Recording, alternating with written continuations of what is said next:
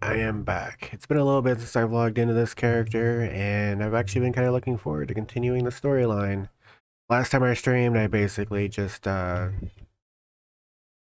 some oddball things, some unlocks, like getting the hairstylist and doing my job quests and stuff that I just had to catch up on. Will make the rest of the game a little bit easier if you get stuff unlocked early. But time to go and time to continue. And I see you there.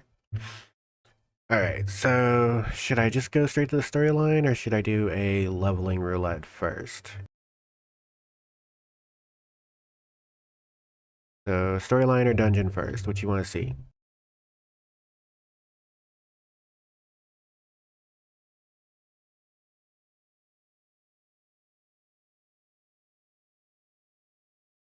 If you can hear me.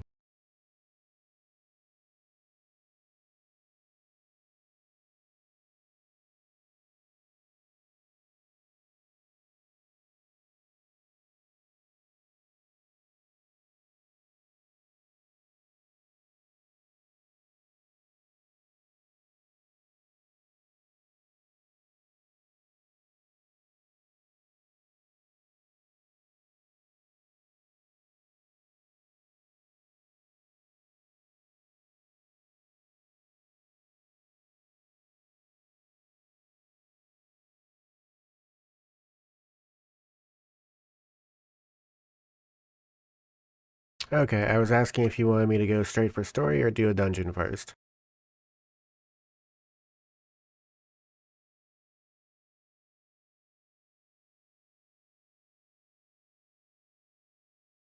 Dungeon? Okay.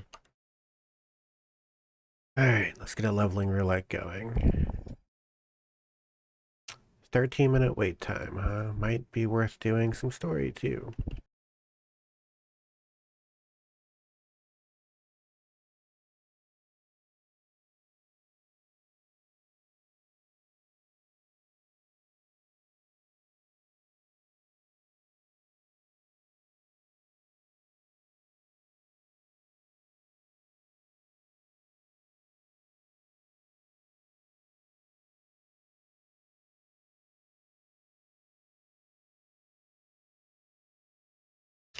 Alright, I think I remember where I am now. We're fixing to head over and visit the sylphs. Aye, the ferry docked at the base of this hill will carry you across the lake to the East Shroud. Once you're ashore, head east, and you should find the Hawthorne Hut without much trouble.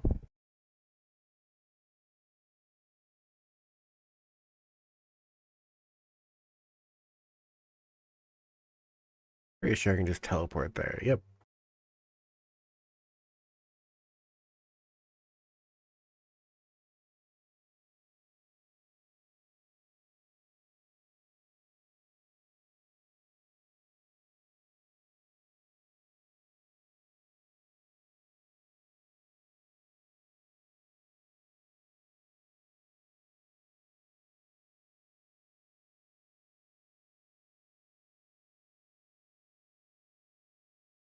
Indeed, I am Ameline of the Twin Adder.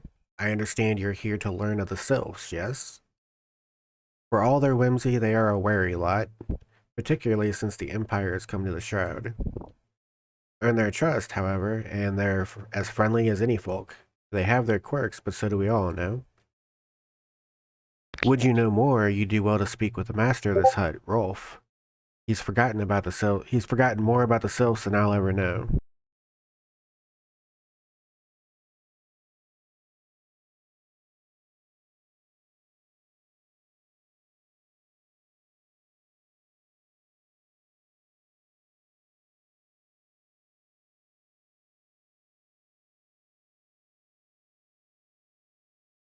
Come to learn a thing or two about the sylphs, have you? I'll tell you one thing, they're a peculiar folk. How peculiar, you ask? Well, just let me tell you. Beg pardon, my friend. My memory's just not what it used to be. I've seen much and more in my adventuring days, and it's all a clutter in my noggin now. Though I've shared my stories with those around the hut before, you might have more luck with them.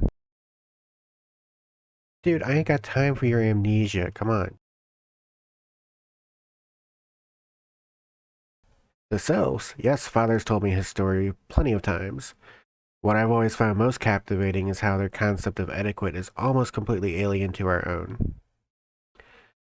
You do best not to underestimate them on account of their childlike looks, lest your face end up a mess of glyphs, squiggles, and chocobo scratches.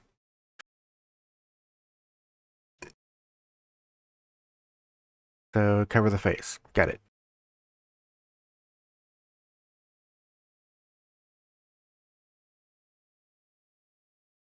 The quickest way to a quiver woman's heart might be through her stomach, but don't even think of trying to foist your foodstuffs on a sylph.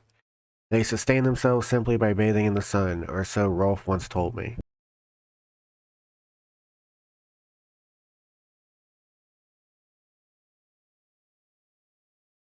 The sylphs, inveterate tricksters and troublemakers, that's what they are. One day they're drawing marble faces in our masks, the next they're sending our young sentries falling to the bottom of a ravine. Tell them to stop and they just laugh at you. Rolf claims they harbor no ill will, but I dare say such pranks are no laughing matter.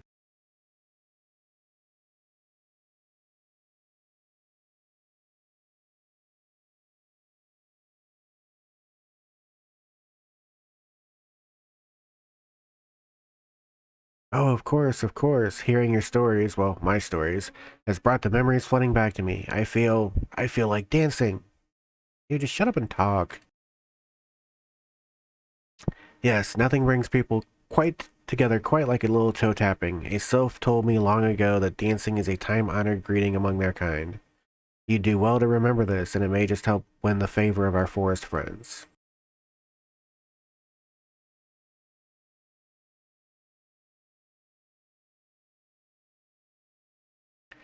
Oh, still here, eh? Great. There's one more thing you should know about the sylphs. They don't take kindly to guests who show up empty-handed. To earn their trust, you do well to bring along drat, what was it again? And my wife Rosa and I were just speaking of the matter not days ago. Forgive me, friend. Speak to Rosa at the comb. Her memory should prove more reliable than my own.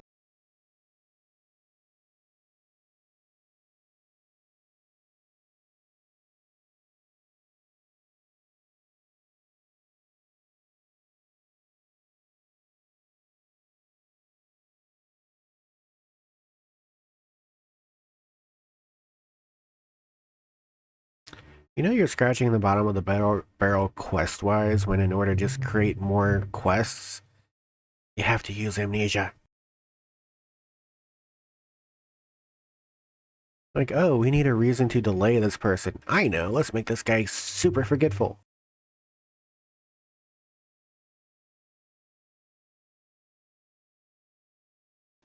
A peace offering for the selves, where'd anyone else I'd recommend a jar of honey, but I fear that wouldn't get you past their front doorstep, dear. No, their tastes run more to the unusual.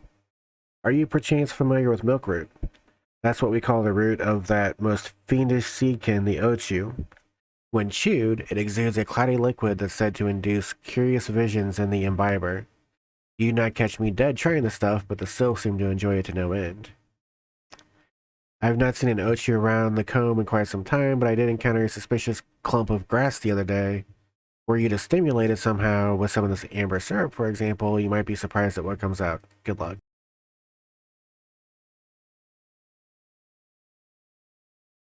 Stimulating grass with sticky syrup. Yeah, I'm gonna leave that one alone.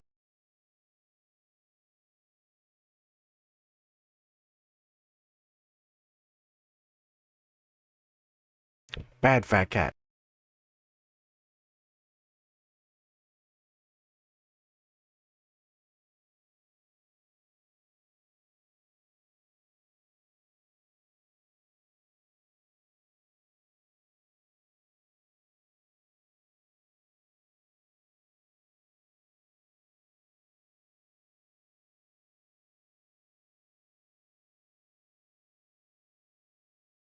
Ooh, Hunter's log monsters. Yay.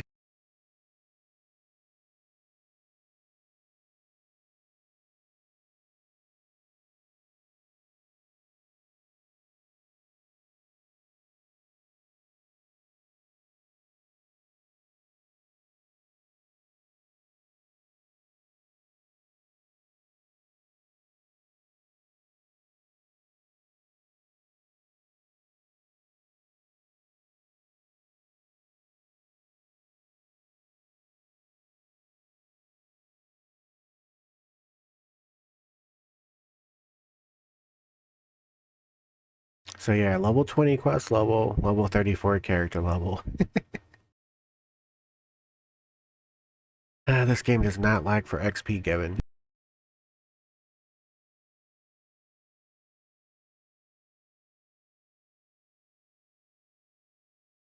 Go back, go back. I passed it.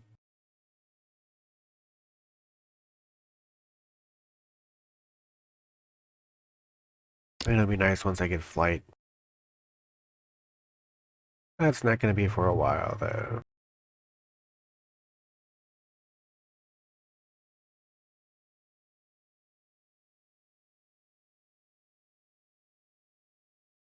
Ah, you're back. Was my wife able to direct you to a suitable offering? Milkroot, but of course. Those sylphs quaff that cloudy stuff as quick as I do a flagon of mead. The effect's just about the same as well. Any road, a gift of Milkroot will have the sylphs calling you friend and sister the moment they lay eyes on it. Now, let me wrap that up for you. I'm starting to feel a bit woozy. Oh, here, you go wrap that, and I'm going to go do this dungeon.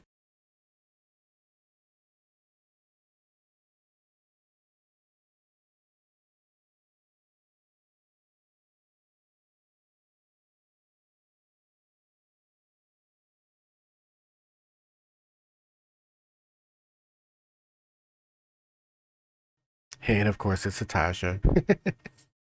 Always Satasha. Ah, it looks like we have somebody who's still an archer, though. That would explain it.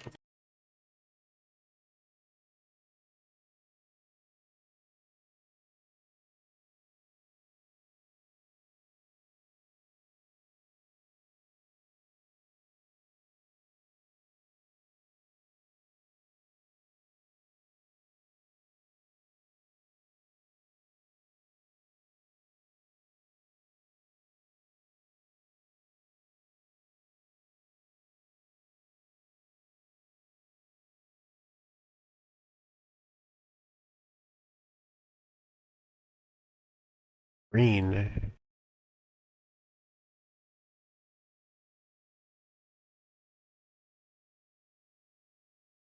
For those who don't know, that note tells you which thing to click on in the first boss room.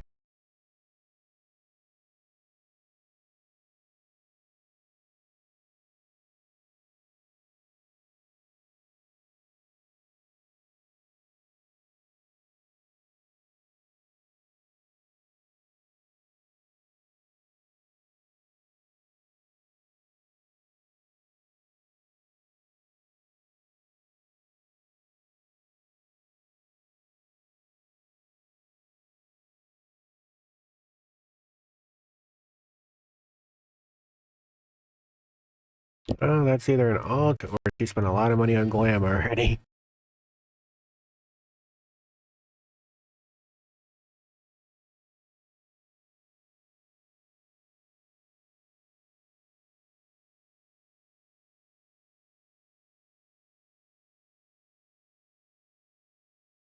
Pirates, where are you? Come here, pirates.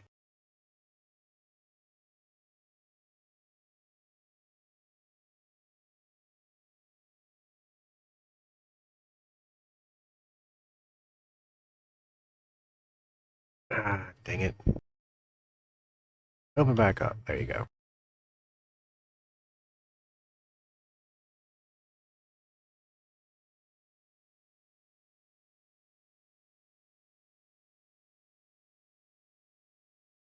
Oh, we're going this way.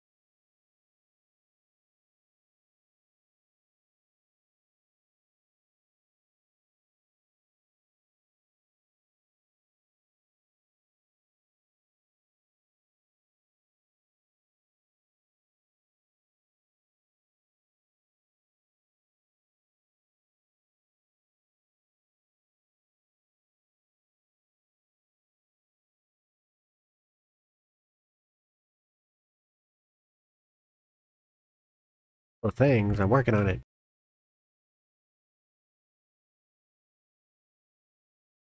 For some odd reason, they don't think that they should die. But I do.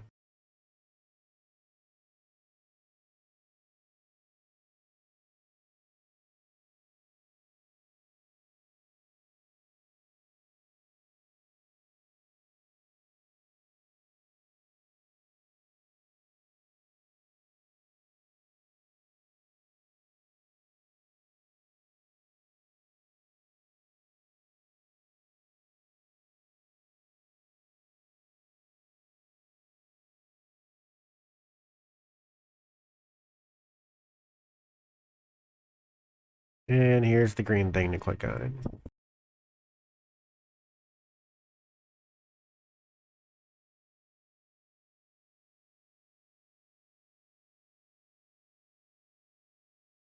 Grab the switch tank. There you go.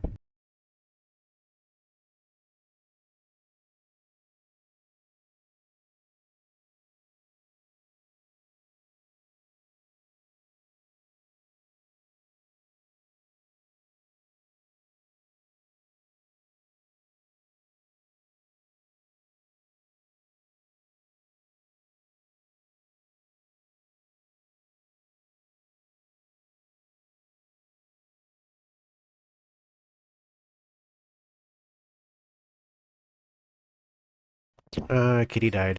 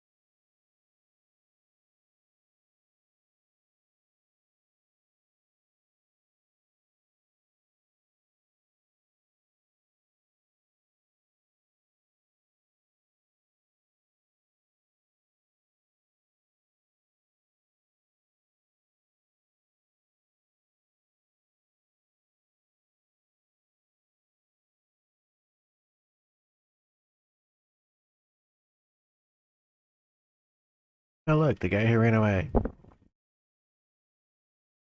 kill him.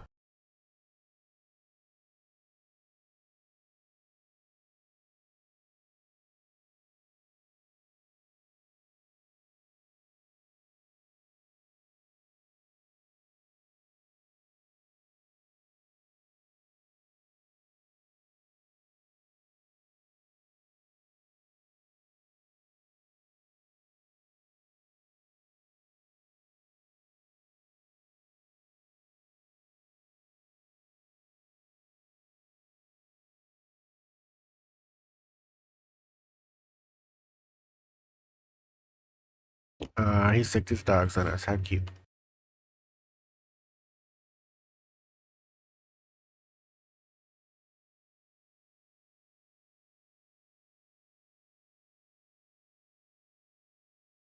Sorry, dude, but I killed your puppies.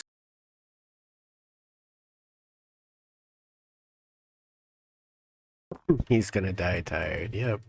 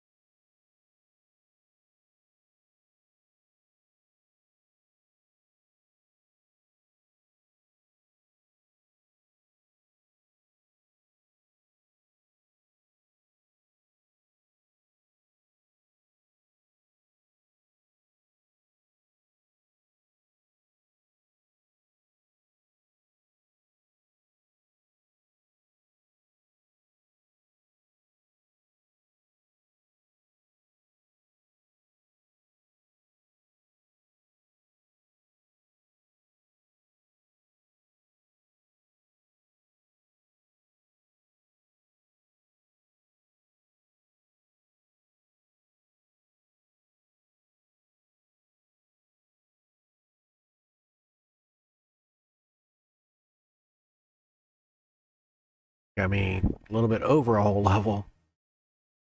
2 level ups. And 2 commendations. Nice.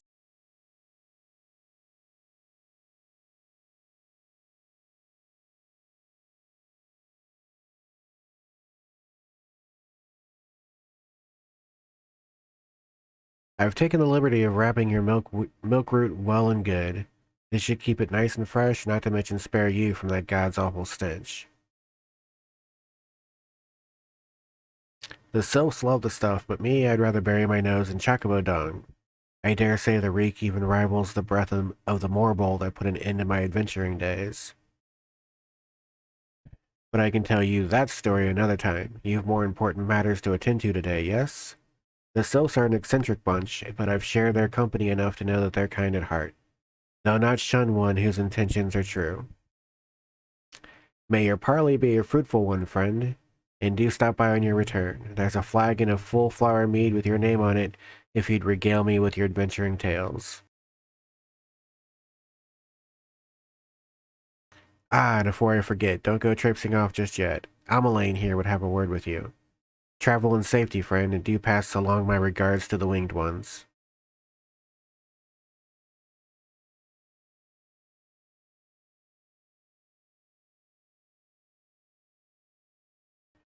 It's good to see your knowledge of Sylphic culture has matured. I see no reason to delay your mission any further. Upon your arrival at Little Solace, seek out a young sylph by the name of Kumuxio. He has served as an intermediary between our peoples on many an occasion, and has the close ear of his tribe's elder. I see that Hawthorne has furnished you with some of that malodorous root the sylphs so adore. I have something of far greater import for you to deliver, a missive from the elder seed seer herself. To summarize the letter's contents in brief, it vouches for the integrity of our envoy, that would be you, and restates Gridania's desire to maintain a harmonious relationship with our long-standing friends of the forest. The war with the exile has taken a toll on our resources. We can ill afford to get mired in another conflict. I need not impress upon you any further the importance of this mission. May the 12 see you return with good tidings.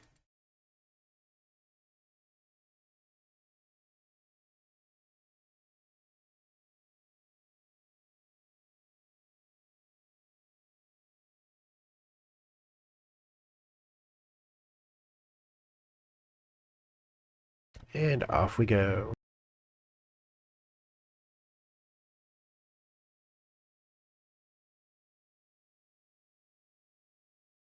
I will follow the road, I think. A little bit safer.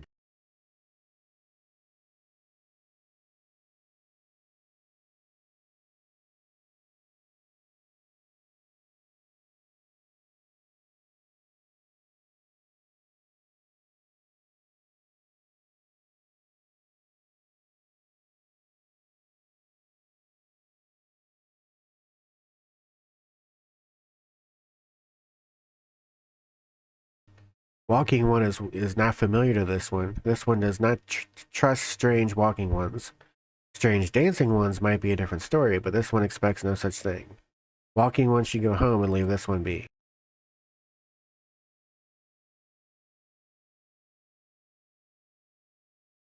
Ah, yes, I will dance for you.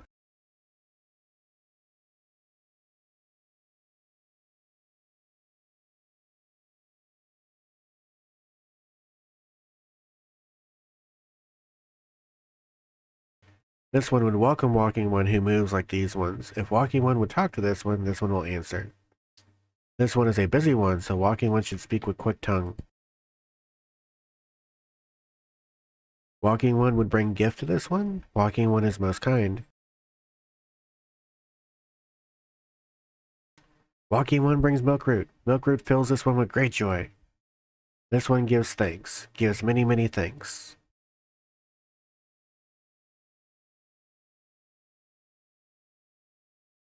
Walking one carries message for Elder One. This one will deliver the message to Elder One. Walking one should not worry.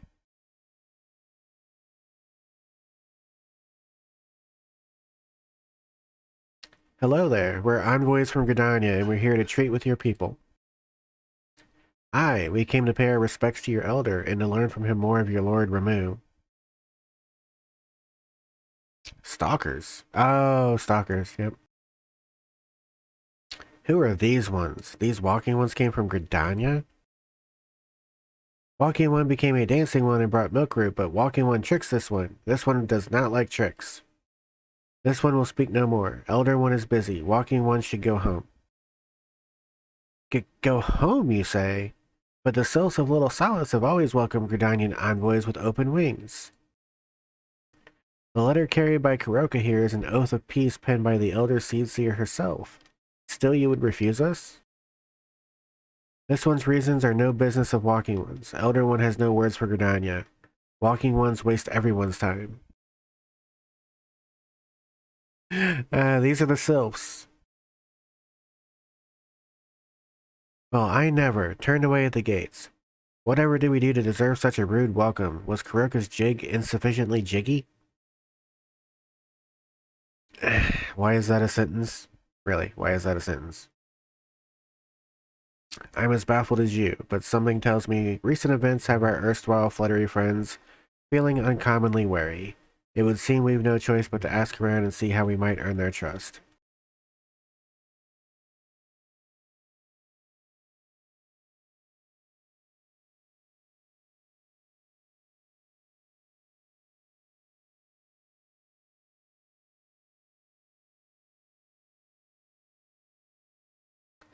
And I do have to admit, when I first saw the sylphs myself, I was kind of surprised at how they chose to design them. Not typical Final Fantasy sylph style.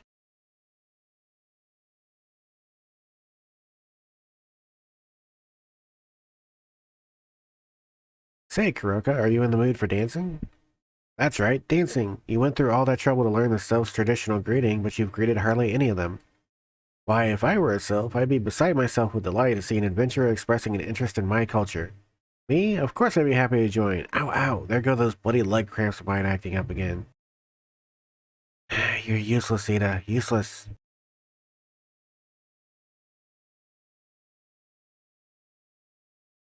Walking one's belly is rumbling? This one is not making a meal. This one is boiling bark and flower seeds to dye thread.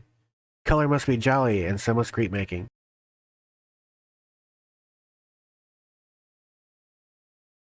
Yay, more dancing. Woohoo.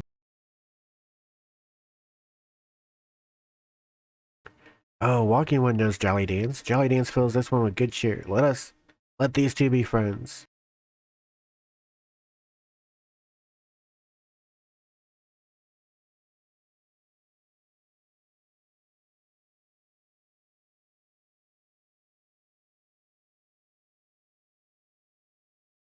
Walking One would be a friend of these ones. This one is overjoyed, but this one keeps the ways of weaving a secret. Even if Walking One learned the secret, Walking One could not weave in the same way. Not trying to learn weaving, but thank you.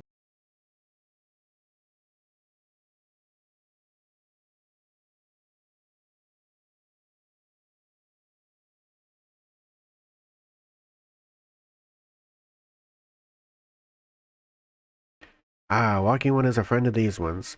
Friendly like gracious Elder One of Forest City. Knows how to dance into these ones' hearts.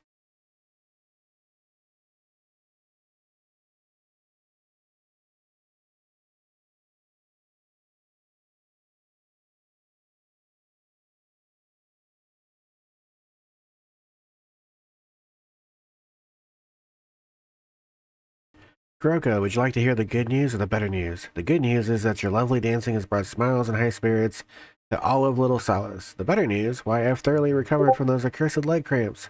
Onward to our next adventure. Yeah, now you've recovered.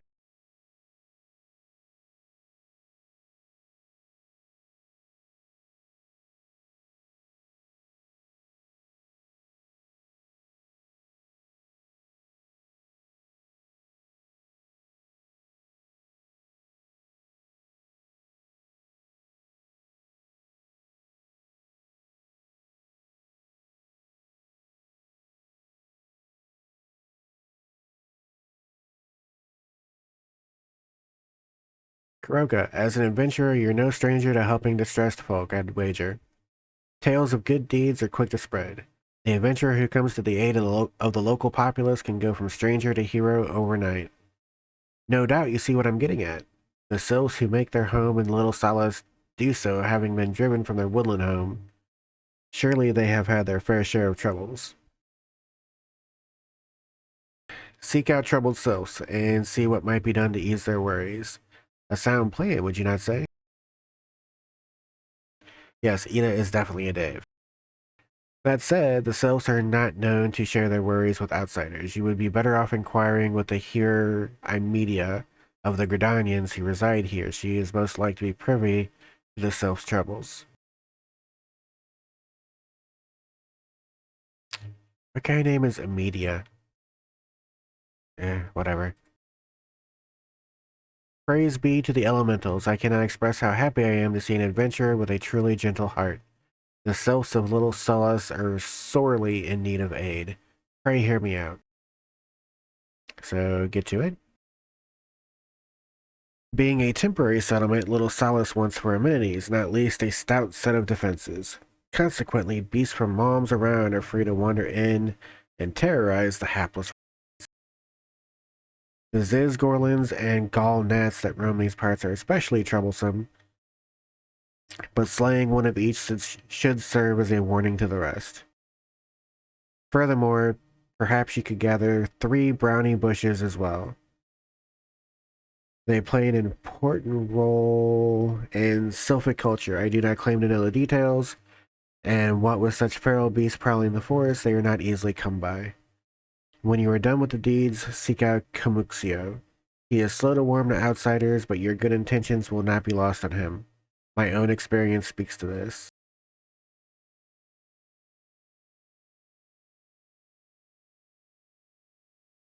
So, kill stuff, get it, and gather stuff.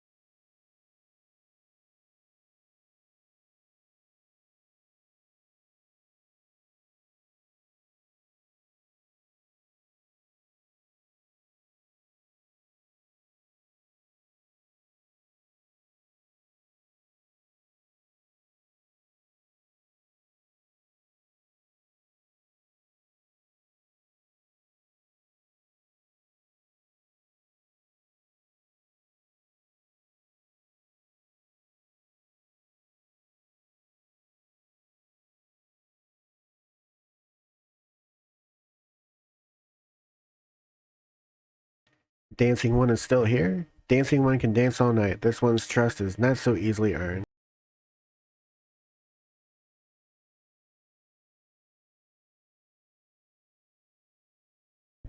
Dancing One brings brownie bushes for this one?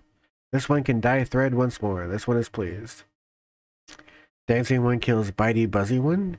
This one hates Bitey Buzzy Ones. Dancing One is kind, too kind. Many walking ones come to these one's abode, but few are friendly like Dancing One. Perhaps this one was wrong not to trust Dancing One after all. I mean, yeah.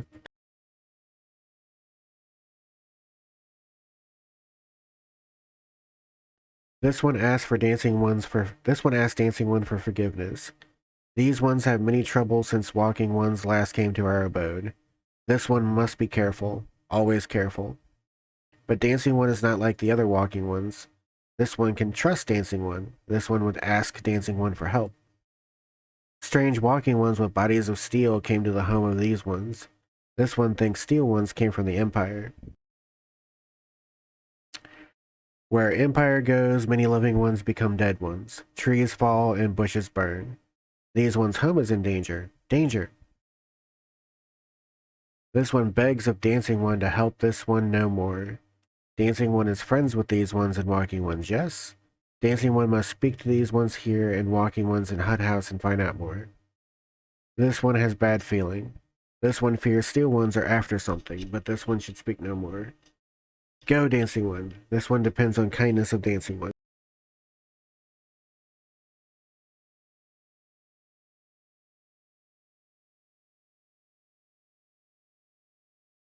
Strange steel walking ones? Yes, this one has seen. Steel walking ones carry big boxes. Maybe walking ones hunt for shiny treasure? This one likes treasure.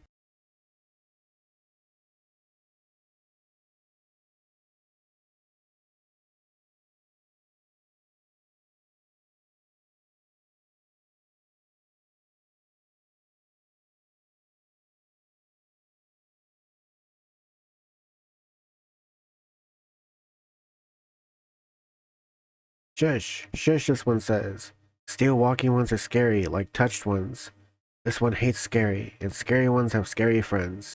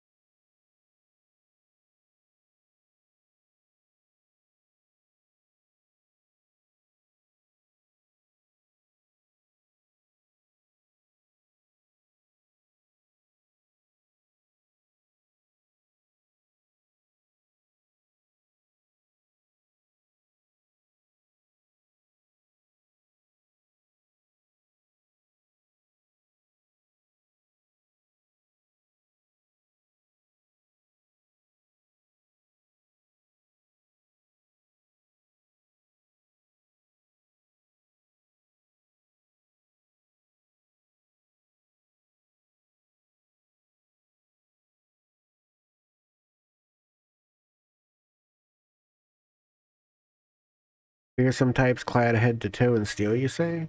Imperial soldiers, no doubt. I couldn't tell you what they're plotting, but I'm sure it's nothing good.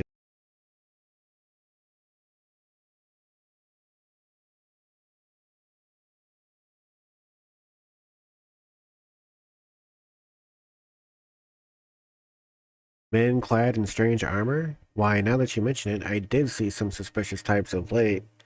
They were gathering deep in the forest. I simply assumed they were adventurers.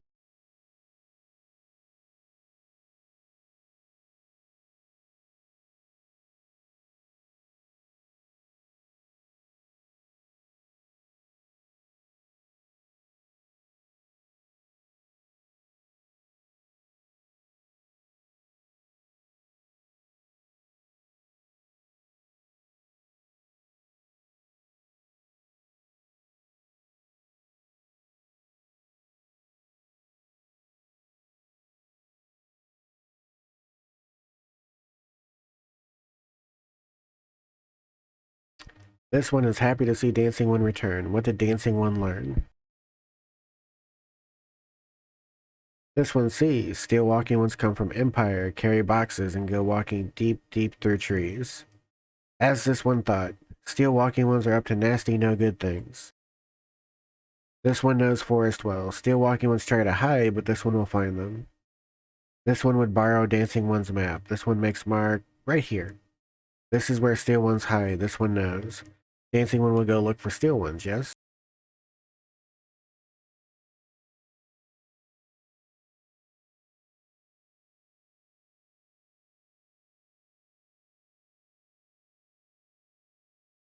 Oh, these are hunter log ones.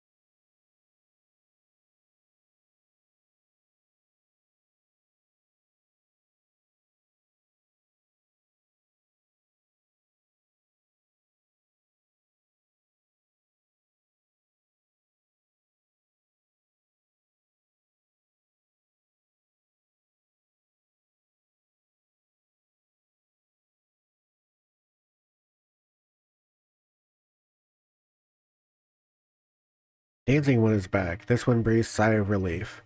This one was worried. Dancing one found something? Dancing one found paper inside a box. This is a message from the Empire. This one can read walking one symbols. Message paper has names of food and rocks. Food and rocks were inside boxes. This one knows. But this one does not understand. Food and rocks mentioned all come from home of these ones. How do steel walking ones know how to find them? Is there sneaky one hiding behind this one's wings?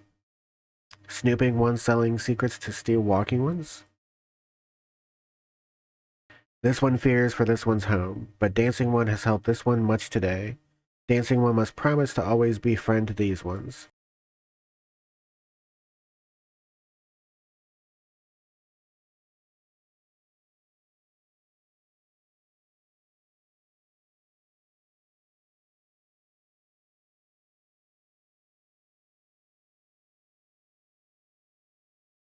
Helpful one arrives at a good time. This one needs helpful one's help. One of these ones named Claxio ventured outside Little Solace alone. Alone is unsafe. Helpful ones must find Claxio. Claxio struck west after leaving the settlement. Hurry before Claxio ends up in the belly of a beastly one.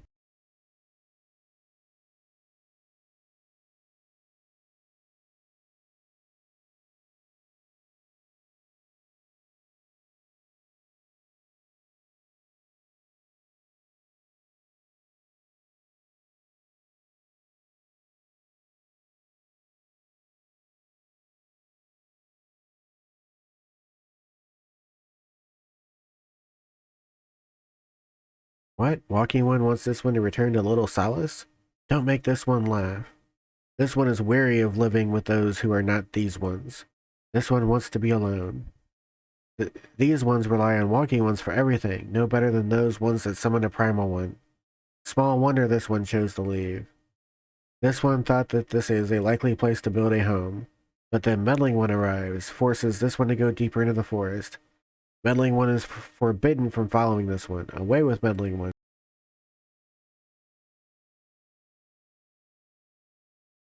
These guys talking riddles.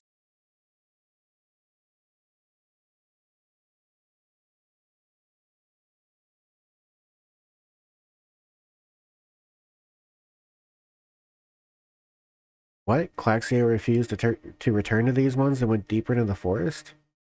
But this one saw touched ones lurking in the forest. Helpful one must hurry. Hurry and find Claxio. Helpful ones should search for spools of thread on the forest floor. These things will lead helpful one to Claxio. But hurry before touched ones take Claxio away.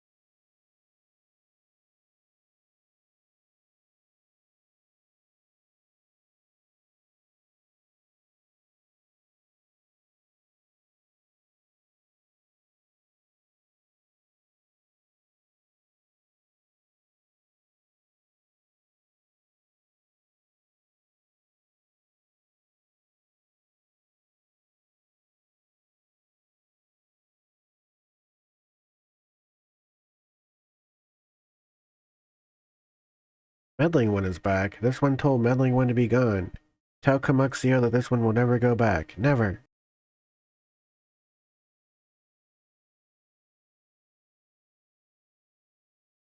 Touched ones should go away too. This one is good one. Everyone should just leave this one alone.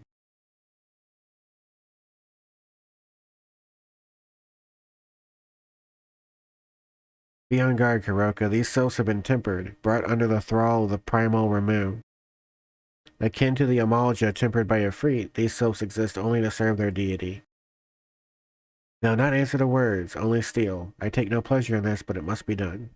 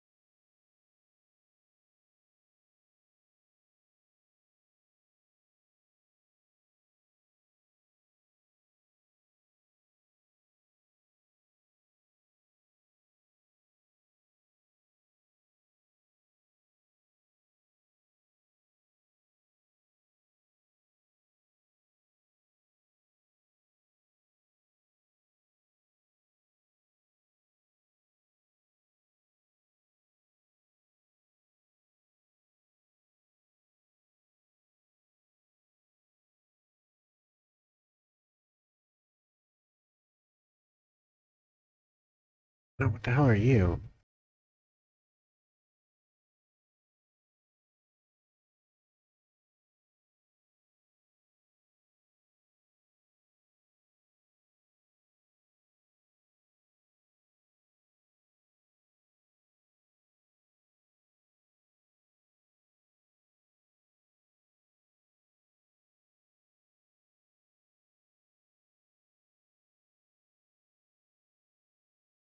Oh, good. You don't actually have to kill that one.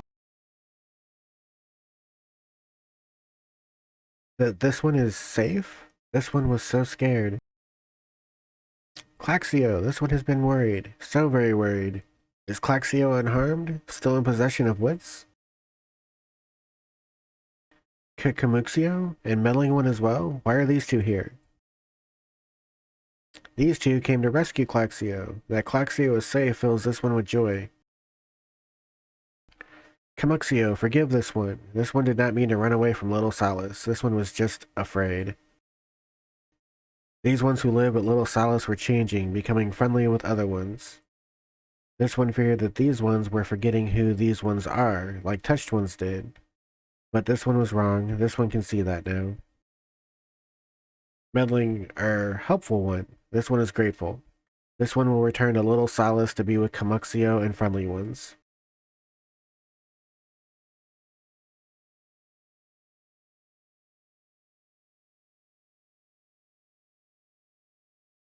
Well, that should see to that. Let's say we return to Little Solace as well. I, for one, could do with a nice hot bath.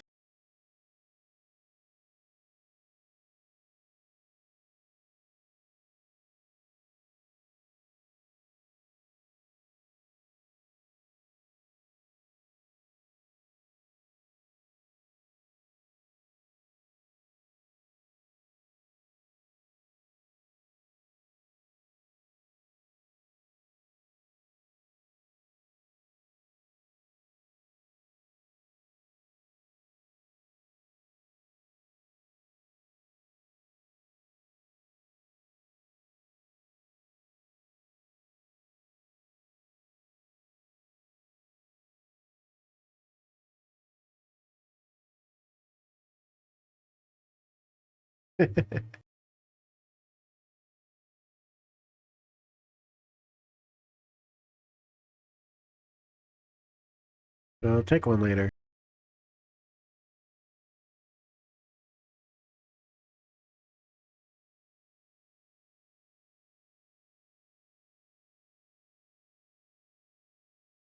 When you feel like it. This one thought Claxio was lost forever. Helpful one saved Claxio. Now these ones can be family again. This one has known many walking ones. Even many kind walking ones, but the helpful one is kindest and strongest of all. Helpful one is a hero to these ones. Helpful one will bring these ones and walking ones closer together. This one knows. This one would take helpful one to see elder one. But elder one is... Elder one is...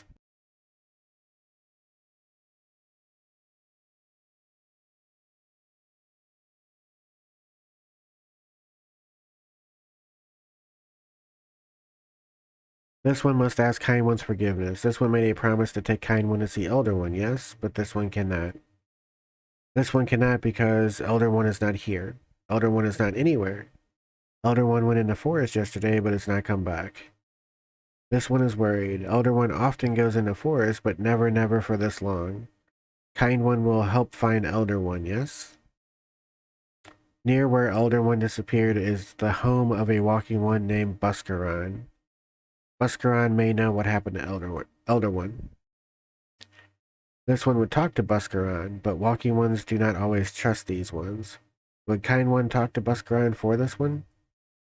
And Kind One comes from Gridania, yes? In Gridania live many Kind Ones, yes? This one begs of Kind One, please go to Gridania and ask fellow Kind Ones for help. And please hurry, these ones are not safe until Elder One returns.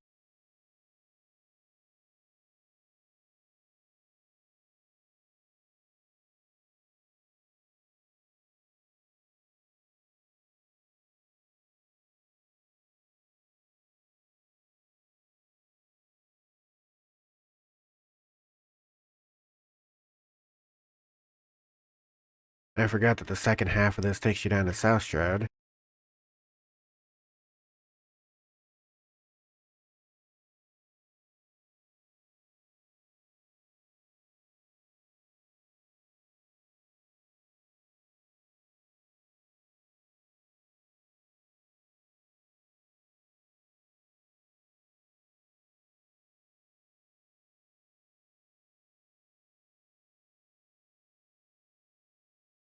Well, if it isn't our intrepid ambassador, how fare your diplomatic efforts with the Sylph tribe?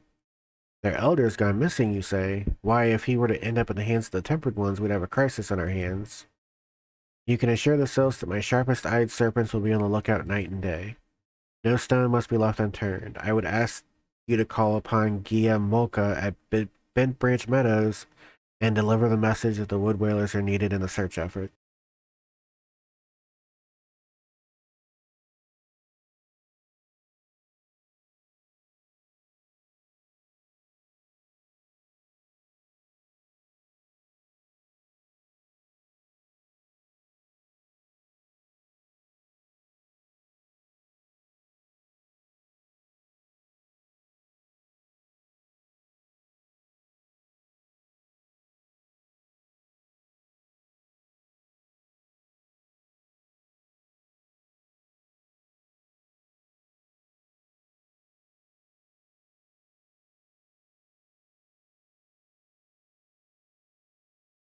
You want to take a bath? Go take a bath.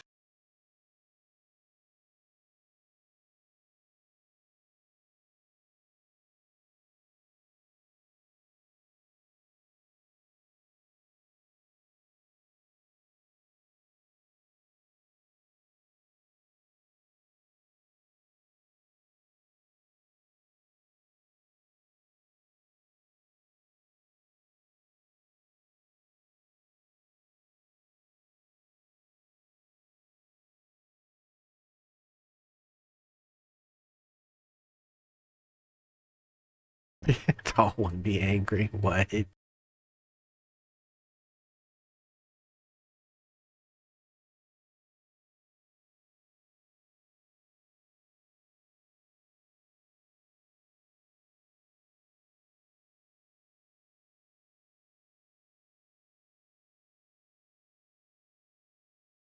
A message from Commander Julio, we say?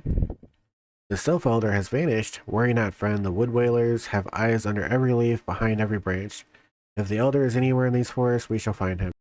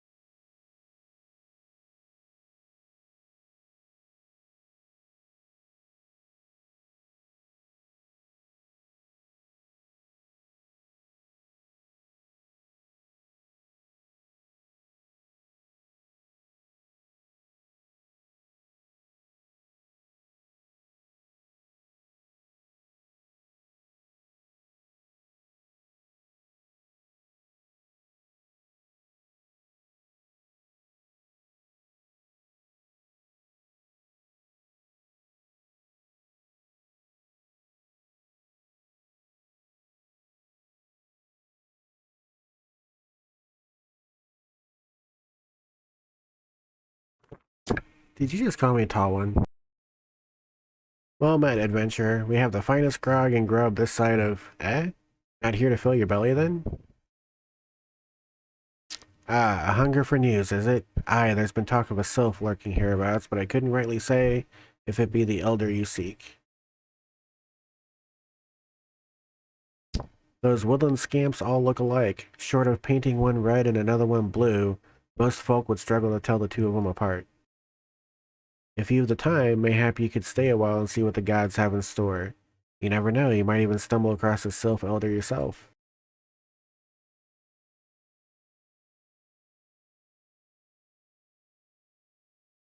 AKA, do some errands for us and maybe you'll get lucky while you're doing stuff for us. No word on the sylph elder yet, but I'm sure it's only a matter of time. In the meantime, how about doing a favor for old Buscaron in return? A favor for what? What have you done for me so far? Anyway, right then, let's put you to work. There's a customer outside who's spoiling for a fight, and I need you to cool him off for me. No need to go cracking any skulls, though. Just take this tub of cold water and douse the drunkard. Tends to do the trick. My patrons can swill grog all night and carouse loud enough to wake the dead if they wish, but as soon as it turns violent, I've got to put my boot down. When will he get a men's shirt? Don't know. Probably never. What are you staring at? You want to keep them eyes in your face?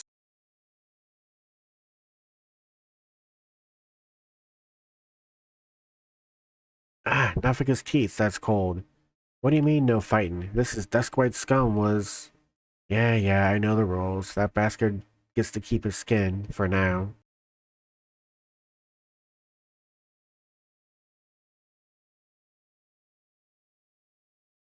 Thanks for stepping in there, friend. Not that I couldn't handle myself against a bleating milksop like that bloke.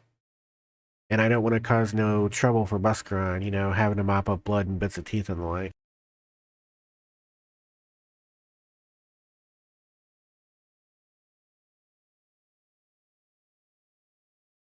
Nicely done, Kuroka. I'll not have my patrons picking fights with each other over a bit of petty prejudice. In case you didn't see, the bloke who caught the brunt of that outburst is a Duskwhite Elizin. There are people who shun cities to live in the wilds, making them no better than brigands in the eyes of many. To be fair, the Duskwhites can be an unruly lot, but they ain't so bad once you get to know them, and it didn't seem right to bar a whole race of people from the druthers for the misdeeds of a few. There should be at least one piece of work where anyone willing to pay the coin and drink in peace is welcome, don't you think?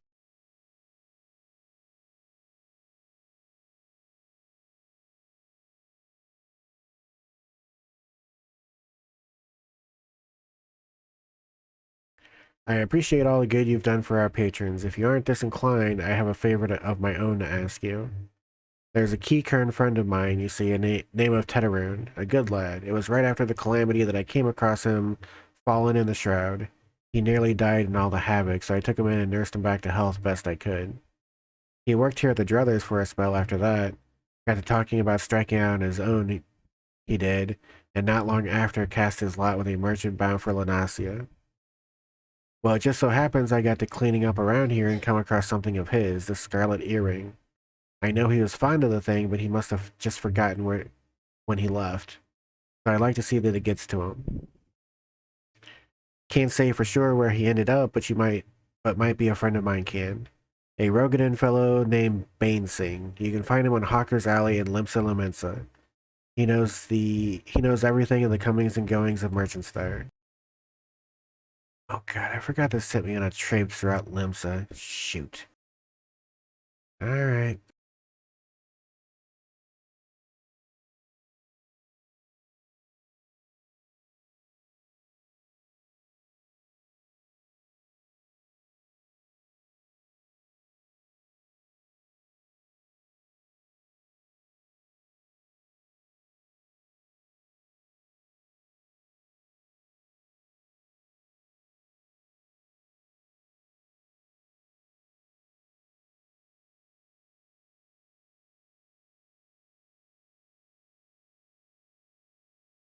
You found your way to Hawker's Alley, friend.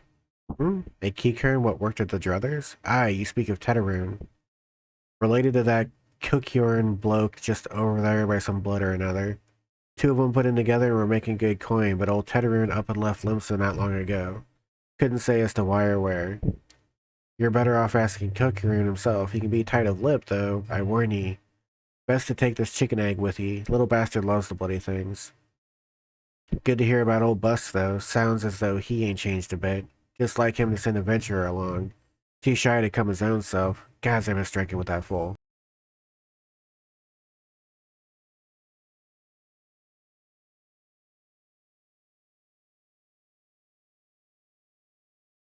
Customer, be welcome. Not customer? Not come with custom? Kilkurn busy with business. Too busy for blather.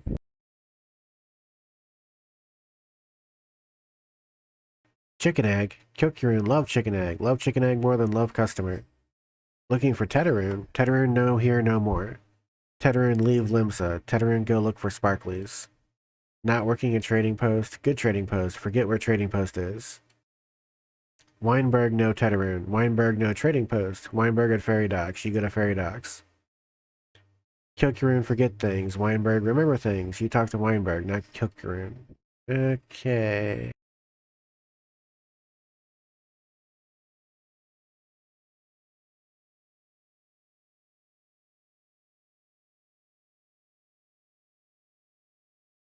The speech patterns of some of these tribes, let me tell you.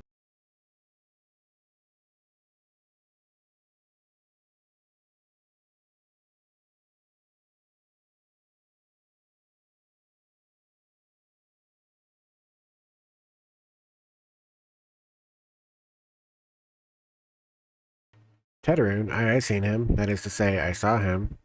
He was headed somewhere up north by way of the ferry to Aleport. Might as well head there and see what you can suss out. The skipper here can take you there.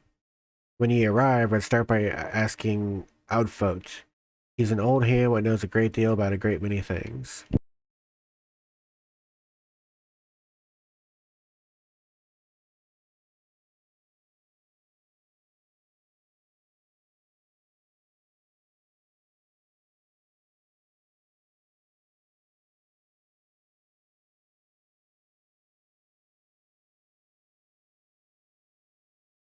Tetaroon, I saw him. That is to say, I seen him. He took himself north through Skull Valley into Oakwood. Was looking for a place run by his fellow Keykern. I reckon he meant the one right on the shore of Bronze Lake. Memorin's trading post. Follow the road and you're sure to find it.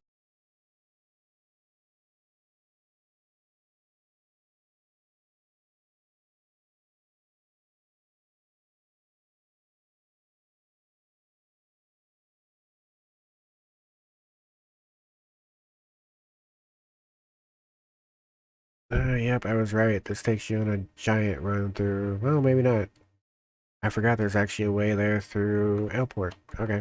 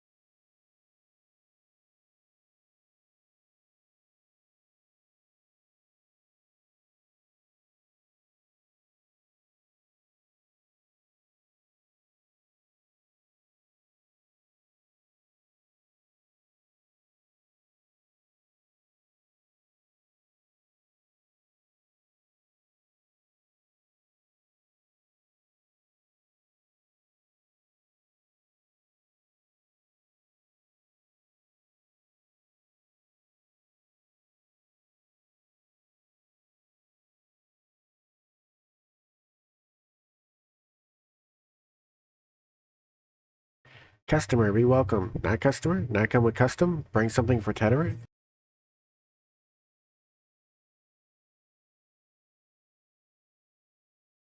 Teterin, forget this. Forget it, druthers. Teterin swore he would never forget earring, but never forgot. Teterin, think. Teterin, think. Good Buscaron doing good? Good Buscaron good to Teterin. Teterin miss good Buscaron.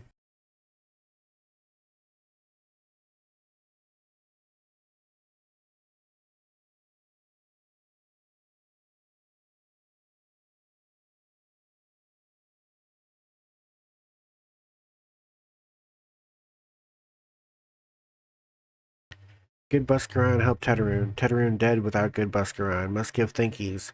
Many, many thankies. Teterin make Kikern firewater for Buscaron. Buscaron love firewater. You help Teterin make firewater? Need thingies to make. Need many, many thingies. Need curl pup whiskers. Need 3 good curl pup whiskers. Yay.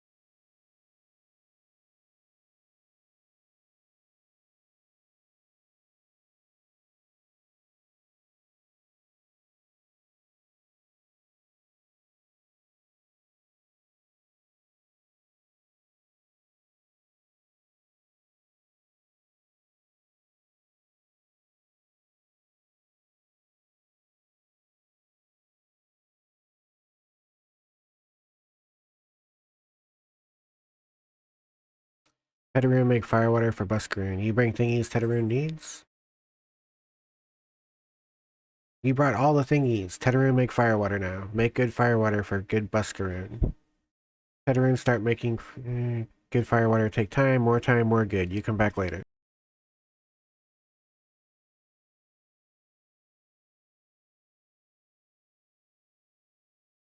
Teterin make firewater. Good firewater. You take to Buscaron. Good firewater for good Buscaron. Tell Buscaron no drink now. Tell put away 1 year. 1 year make best flavor. Teterin hopes Buscaron happy. Teterin gives Buscaron thankies. Many, many thankies. You tell Buscaron. Ugh. Teterin make big shop someday. Biggest shop in Eorzea. Make many, many sparklies. All thanks to good Buscaron. Yay, all the way back to Gridania again.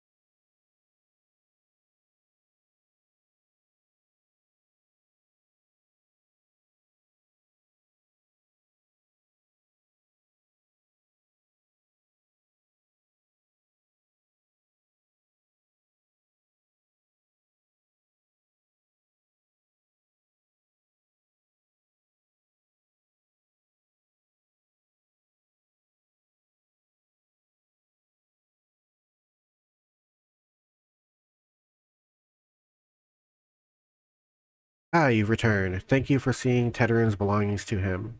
What's this, for me? Keycurrent firewater, so he remembers my fondness for the drink, does he? Why, that old oh, bloody hells. Who's cutting onions back there? He says to show it for a year, does he? Aye, that sounds about right. I hate to have to wait, but I reckon it'll be worth it. This stuff has an aroma and body unlike any other drink I know. It's going to be a long year. Let's say you come back then, friend. We'll see if we can't make it through this bottle together. See anything here that's actually better than what I got? No.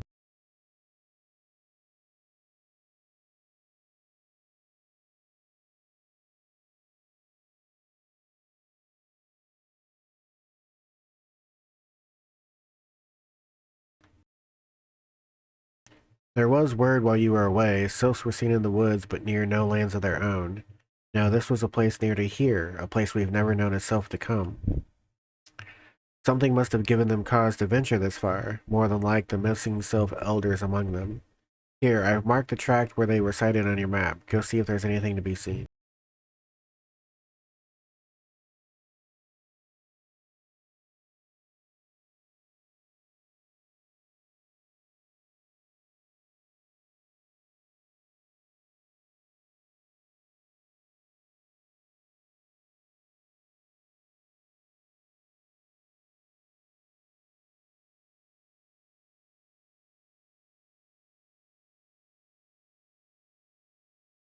I found a Garlean. Does that count?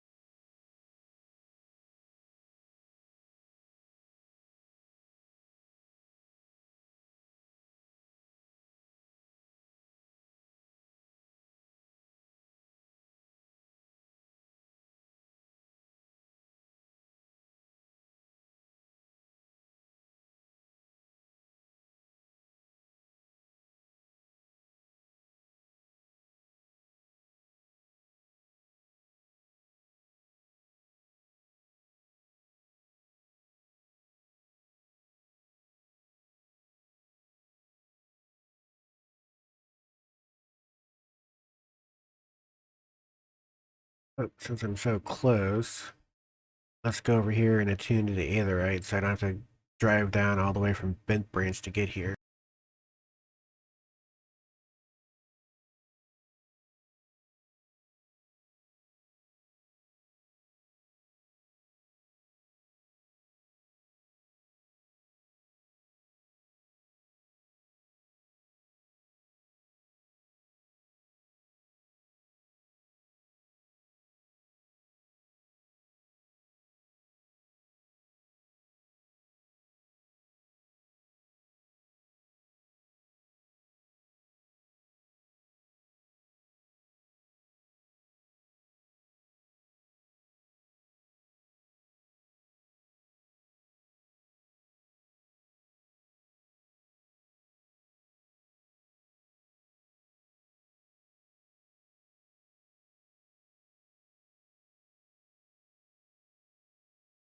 So there was ought to be found in the wood. What did you come to? Garleans in this part of the Twelves Wood? First sylphs and now Garleans, and all in the same place. It cannot be mere coincidence. Might the Garleans be following the sylphs? Tracking them or giving chase, mayhap? But no, not this far into the forest. The Whaler's spires are everywhere. Imperials could never have stolen past them all. How in the bloody hells could they, unless someone guided them through? Someone who knew where the spires stand and when the Whalers watch. A Gridanian traitor. Let's see here.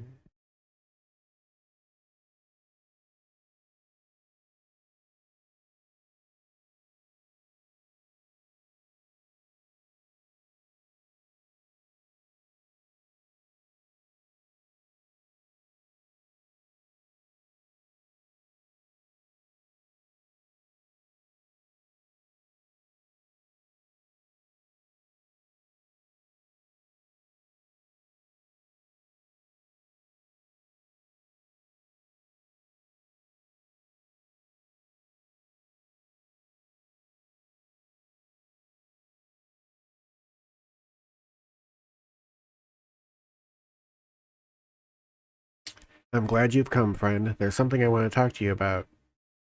You know, I said I thought we might have a traitor in our midst, someone as was aiding the Garleans? Well, I'm thinking I may have identified our suspect. There's a regular of mine who used to dine on thin soup and sip his pint on account of not being able to afford another. But of late, he's taken to ordering my best wines and the finest cuts of meat I can lay my hands on. Were he a merchant, I'd probably think nothing of it, but this lad's a wood whaler. And wood whalers don't earn that kind of coin. By chance, I was musing on where the money was coming from when you first told me about the Garleans in the forest, and I couldn't help putting two and two together. Suffice it to say, if a whaler is working for the Empire, none of us is safe. The lad I'm talking about goes by the name of Laurinaitis. Last I heard, he was in the South Shroud. Find him, Kuroka, and if he is up to no good, put an end to it. And him, if it comes to that.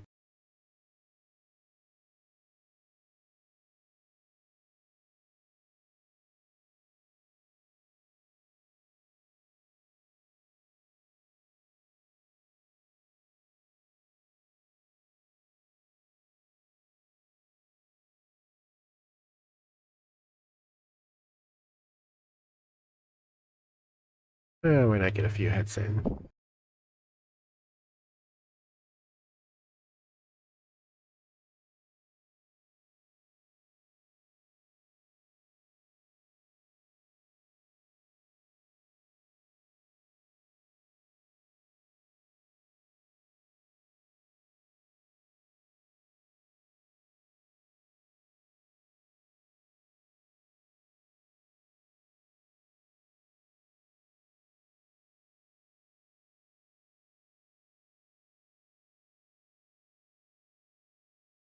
Can you not see I'm on patrol? Be gone. If you have business with the whalers, take it to the barracks.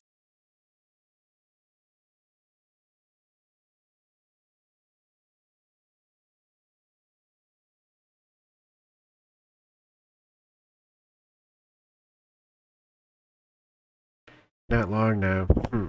To think patrol routes and rations would fetch such a price. No more than I deserve, though. 'Tis little wonder the Empire has risen to such heights. If only the whalers paid men their worth. How long have you... Help! Help! Help! Please, come quickly, my friends. It is I, Laurentius. I'm under attack. You coward.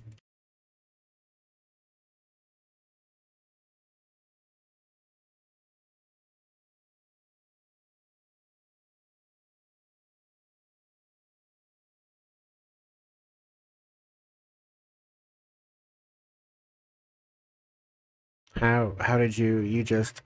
I know nothing. I was on patrol. He just appeared. I thought you were working for the Garleans. Likely story, bub.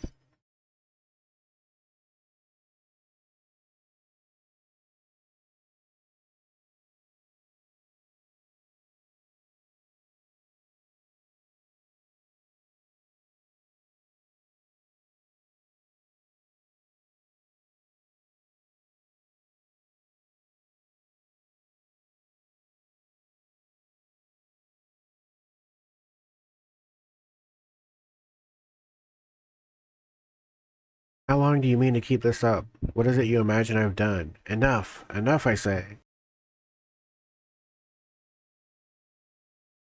It's over then. I sold maps and rations to the Empire. It was I.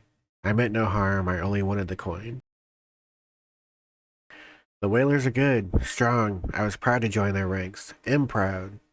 But they do not provide. They preach justice, honor, duty, but in the end it is those with money who do as they will, who live as they will. So I sought an opportunity to change my fortunes and took it. All I've done for money, endangered myself, my home, everything and everyone I love. Why, my actions have put your life in danger too.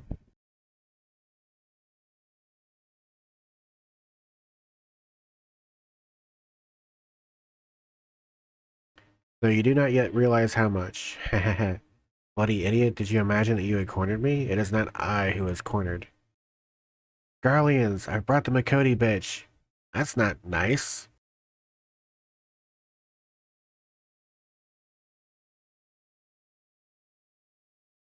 Permit me a question, if you will. Are all adventurers so deluded as to believe they can challenge the power of Garlemald? You would need a veritable mountain of gil to fund such an endeavor. Such is the cost of fighting great power, or of making it, or of remaking it, as we will Gridania. So that's the way of it. Swapped ye hard bunk at the barracks for a featherbed in Garlemald, did ye? Spit.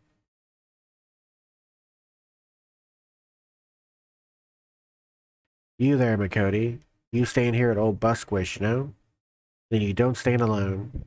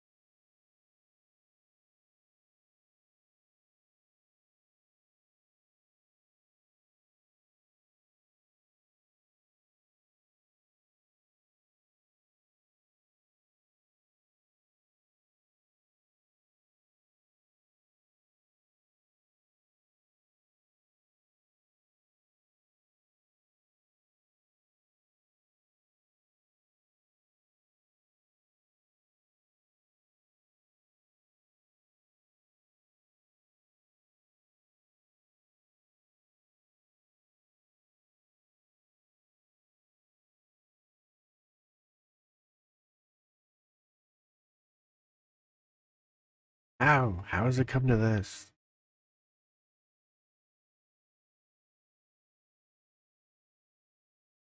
Impossible. How did you beat the best the Empire's finest? And with bandits and poachers at your side, they are your sworn enemies. Why do they fight with you and not against you? Ah, but I know the answer only too well. Buscarad, this is his doing. His words are wont to inspire men to act, better men than I. Gods, what have I become? What have I done? I am sorry. No more will I pursue this folly. No more lies, no more bribes. I will go to the Order of the Twin Adder and confess my crimes. There is something I would like you to tell Buscarad. Tell him Laurentius the Fool says thank you. I feel as though a veil has been lifted from before my eyes.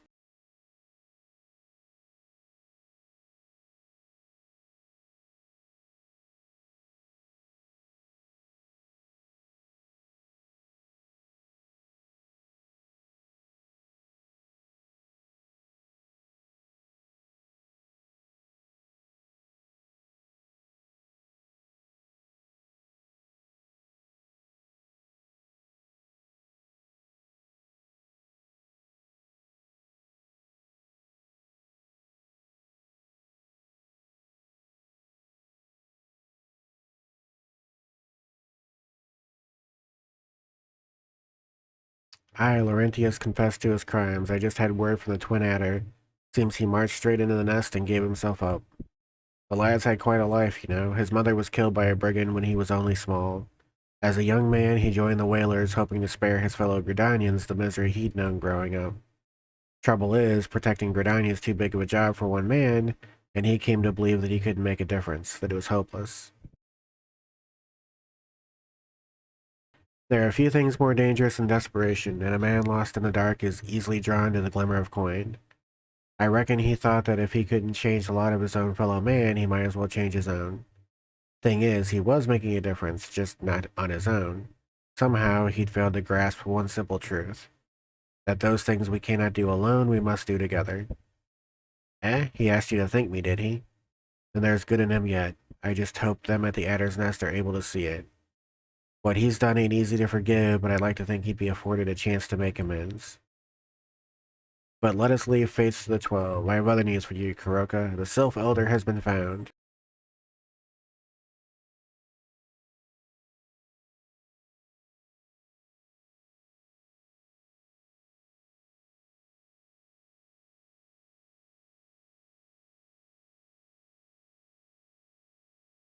It's taken us a fair old while, but we've finally got our hands on some reliable information concerning the whereabouts of your missing green friend.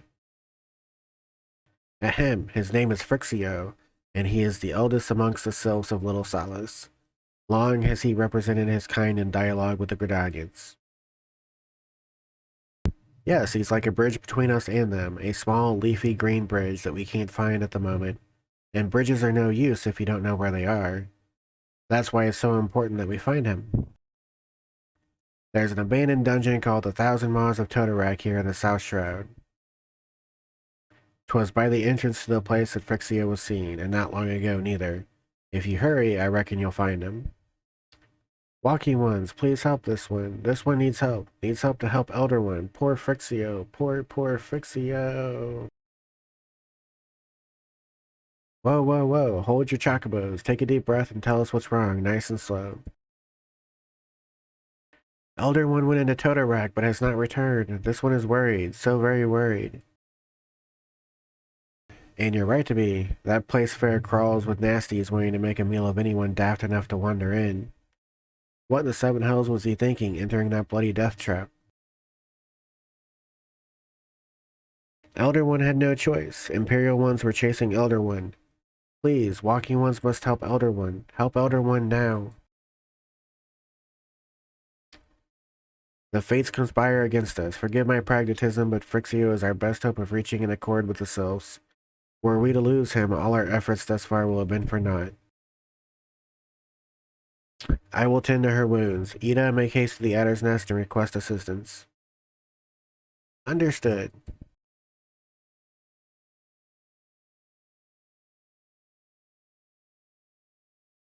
Kuroka, go to the 1,000 miles of Totorak and see that Frixio comes to no harm. Peace between man and self rests upon your success.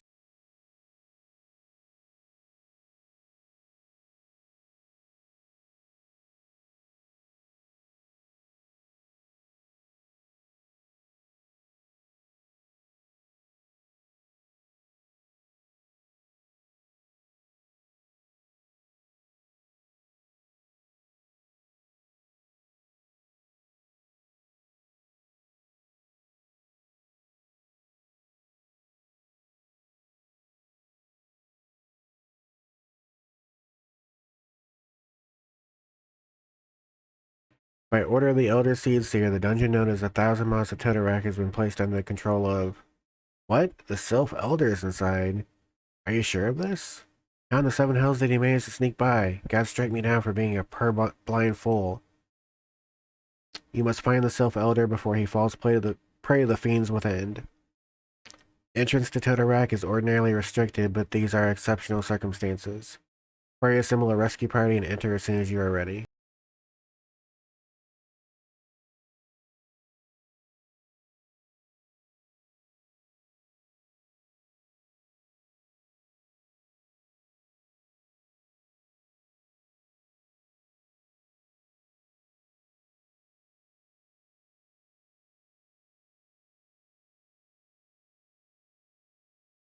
And now to sit around and wait. Although I will go find a mender just in case my gear needs to be repaired.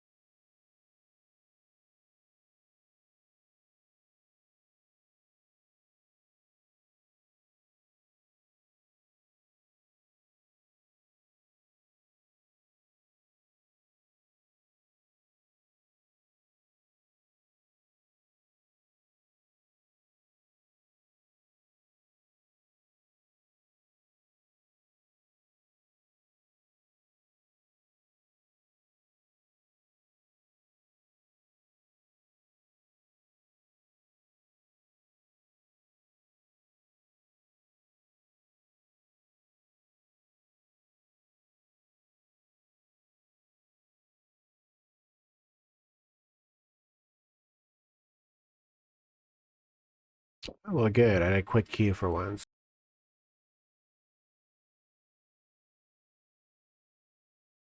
I was afraid I was going to have to wait all those 12 minutes.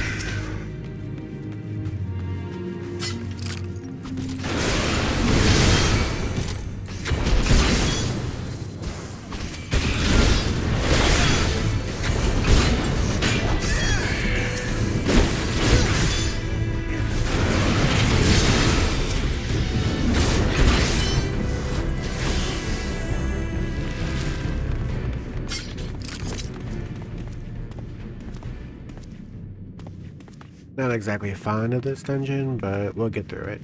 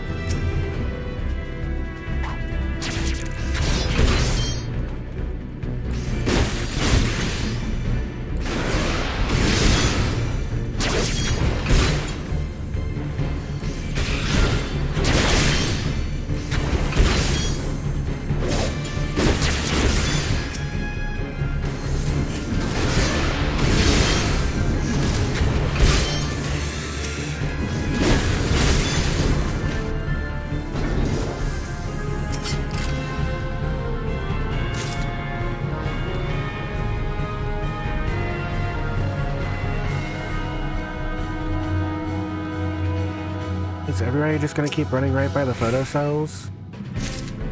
Really? Nobody else knows how to run this dungeon?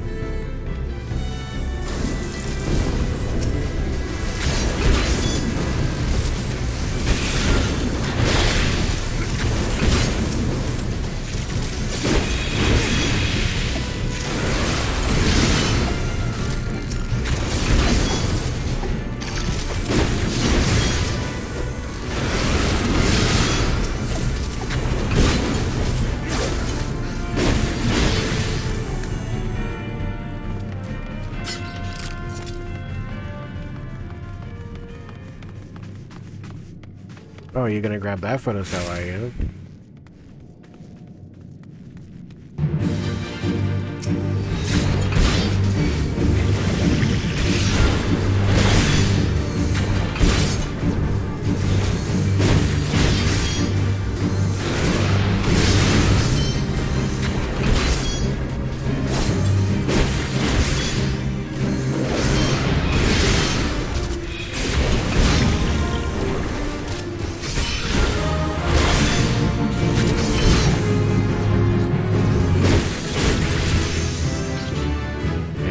Up again. Nice.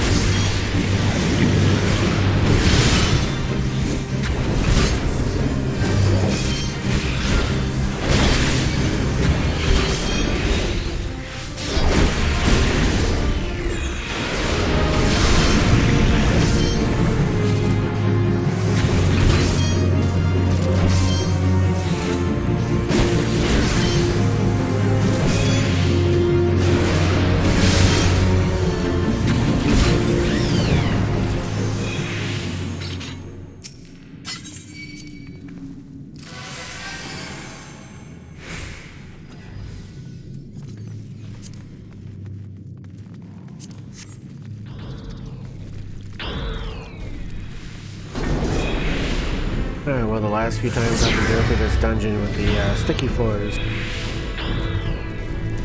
Not that the dungeon is going anywhere, but the floors won't be sticky anymore.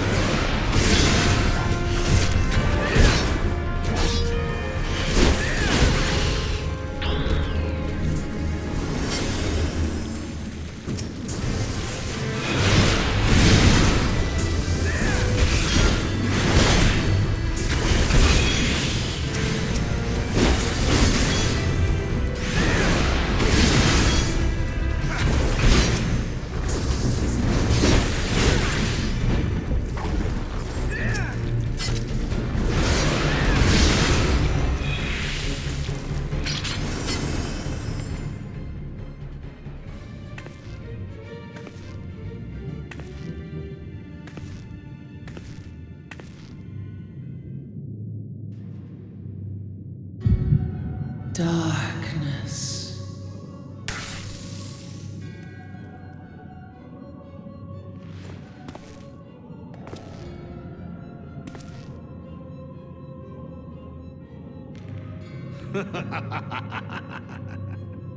El Kol Hitra Bublo Hans.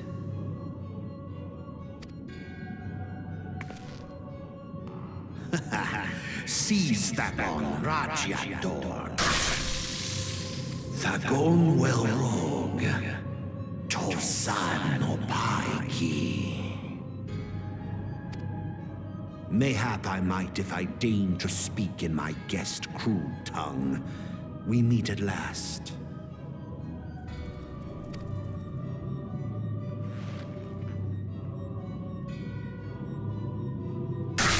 I am Lahabrea of the Asians, servant to the one true God.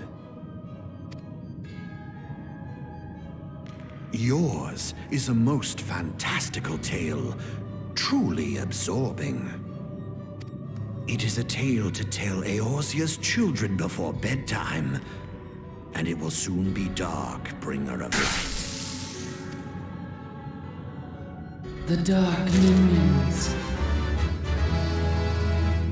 All that stands between this world and darkness is an irksome anomaly in the ether.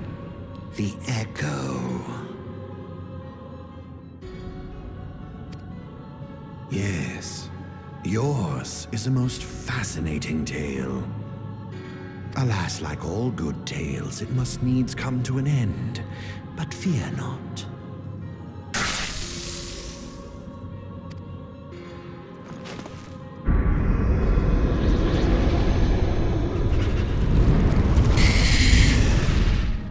Here, feel the presence of evil.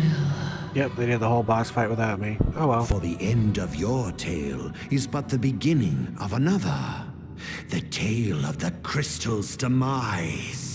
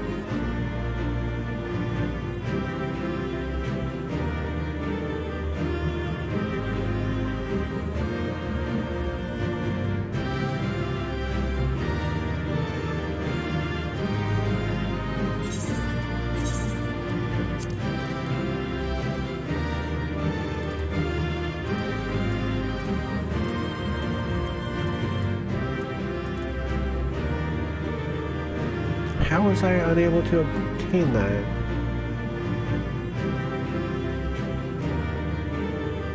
Oh, that's shoes. Okay.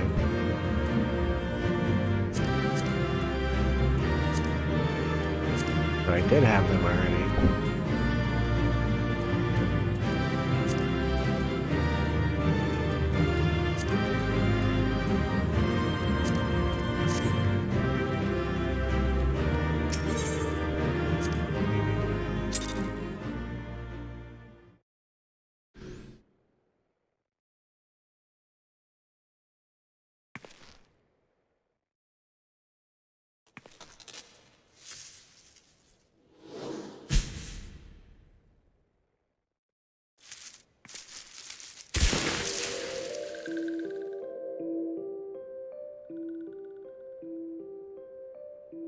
Finally, fresh air. Mayhap not so fresh, but better than before. Ah, Sinister One is gone. This one can leave this awful place.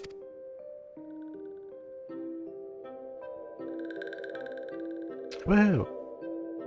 Did Walking One vanquish the many-legged one? This one is grateful to Walking One. This one is called Frixio, eldest of these ones of little solace.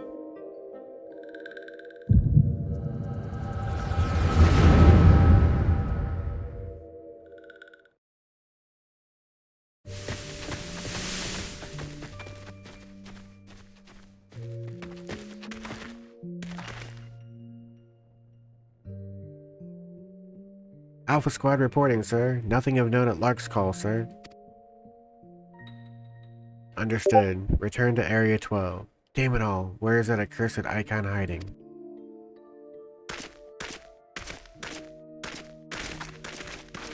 No sign of our wizened friend? I'm afraid not, my lord. Shall I order that the search perimeter be expanded? Absolutely not. We risk alerting the Gridanians to our presence. His Excellency bid us avoid unnecessary confrontation. Loath though I am to admit it, I have found no evidence to suggest that Ramu will be gracing the mortal realm in the near future. I ask you, what good is a god who does not grant one's wishes? Were I a sylph, I should strongly consider finding myself another idol. Which reminds me, what of the sylphs we captured? A handful of them seemed to be in reasonably good health when last I looked. Apologies, my lord. I fear we may have been overzealous in our efforts to compel them to summon their icon. Really, Centurion, were you not aware that vegetables bruise easily? It is well that I did not entrust you with the important task of making my dinner. Well, mayhap it was a kindness. Better dead in truth than dead to one's own god, I suppose, if you believe in such things. A day over 500. Dawn is upon us. Make ready to withdraw.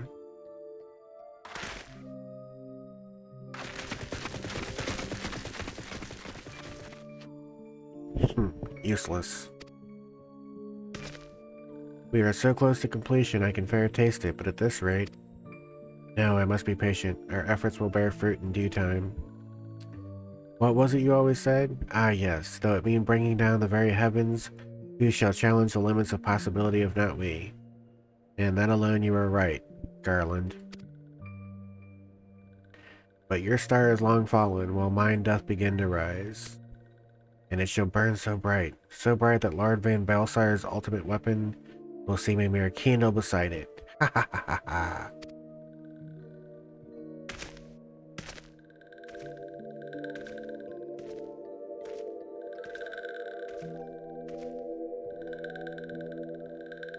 These walking ones did for Noxia. This one is certain of it.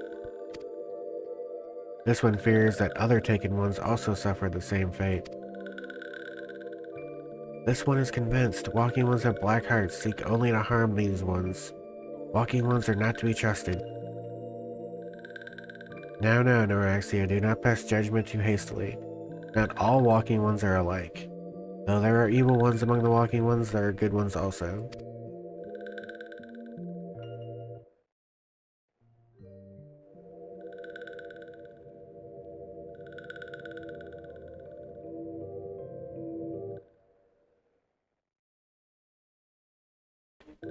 Does walking one feel unwell? This one would know. What brings walking one to this place?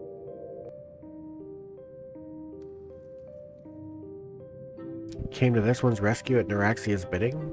Then this one owes walking one a debt of gratitude. Walking one has questions about Lord Ramu? Then this one will provide answers.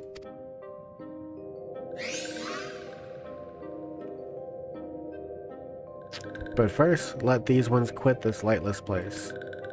This one will return to little solace. When walking one is ready, please come and see this one. These ones may speak properly then.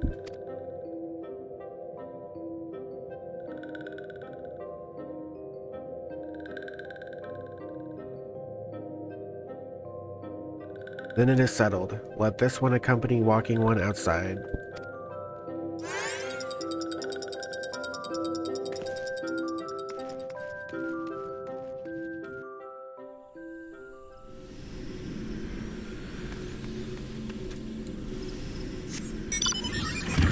And yeah, the Garleans are racist against everybody, pretty much.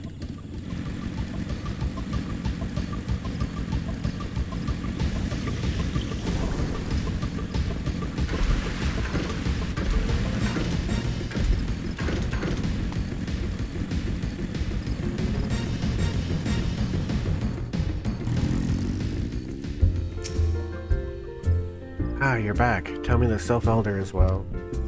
Thank the gods for that. I don't rightly know what to make of the rest of your tale, but I'm full glad Frixio didn't come to any harm.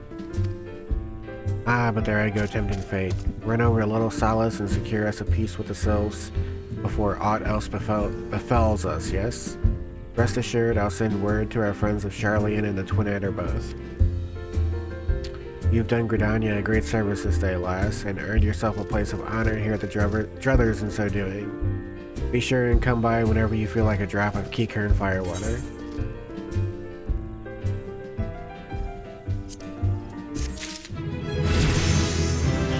Level up again.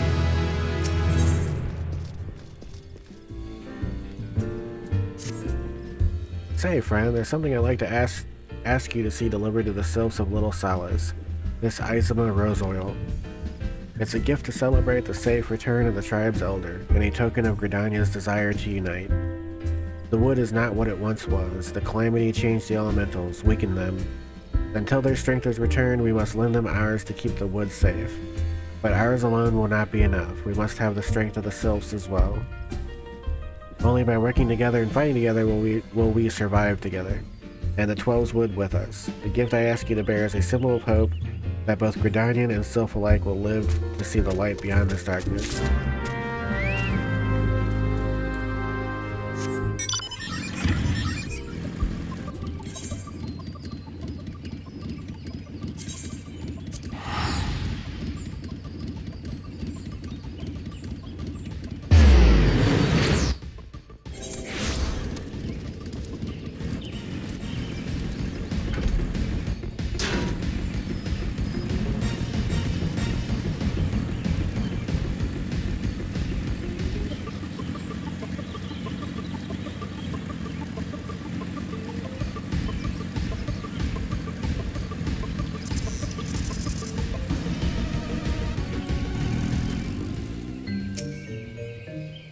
A gift from Walking One Buscaron? A gift for these ones?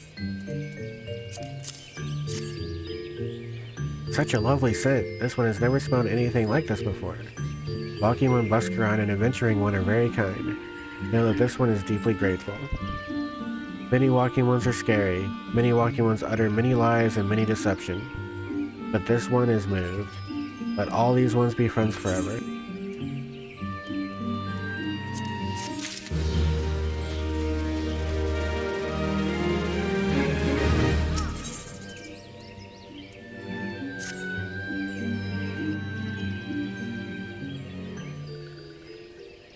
This one has been expecting Walking One. This one fetches Elder One.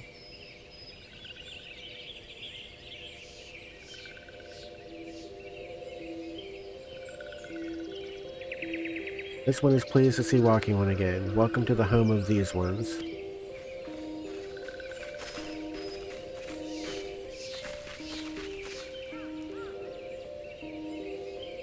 Ah, there you are. We've just been hearing tell of your deeds of daring do. Well done. Yeah, you know, deeds that you didn't help with at all. Ah, the Walking Ones who aided Neuraxia. This one is grateful. A pleasure to have been of service. If you do not mind my asking, how did your misadventures come about? This one does not mind. The misadventures, as Walking One calls them, of this one began when Imperial Ones entered the wood. Fearing trouble, these ones decided to watch Imperial Ones closely. But these ones watched too closely, and Imperial Ones noticed and tried to catch these ones. Having nowhere else to hide, this one fled into Totorak. Would that this one had not. In Totorak, a sinister one robed in black tried to feed this one to a many-legged one. A sinister one robed in black? Why do I have the feeling I should be more worried about that than I am?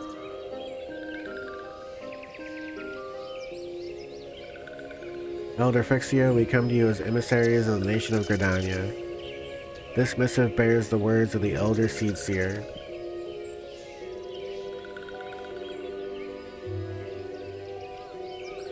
This one sees, so the Walking Ones of Gridania are fearful of Lord Rameau.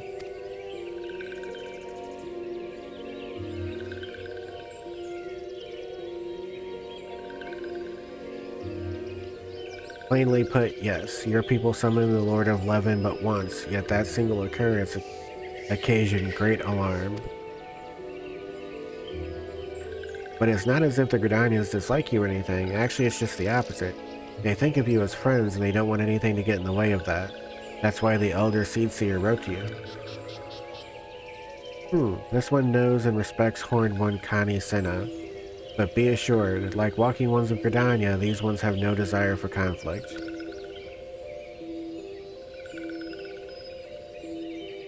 These ones resorted to summoning Lord Ramu to protect the wood from Imperial Ones.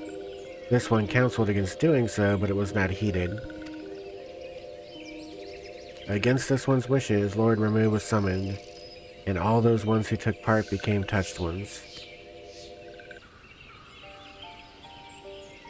These ones want so desperately to turn touched ones back to normal ones, but did not know how, and still do not know. Touched ones, meanwhile, want to turn these ones into touched ones, and did know how. So this one fled to little solace with all those ones who did not wish to be bound to Lord Ramu. But walking ones of Gridania need not fear touched ones or Lord Ramu. Unlike other primal ones, Lord Ramu is not callous and cruel.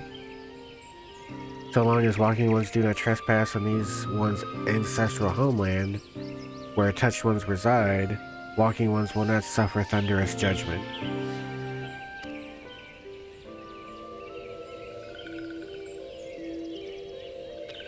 But this one has spoken enough of touched ones.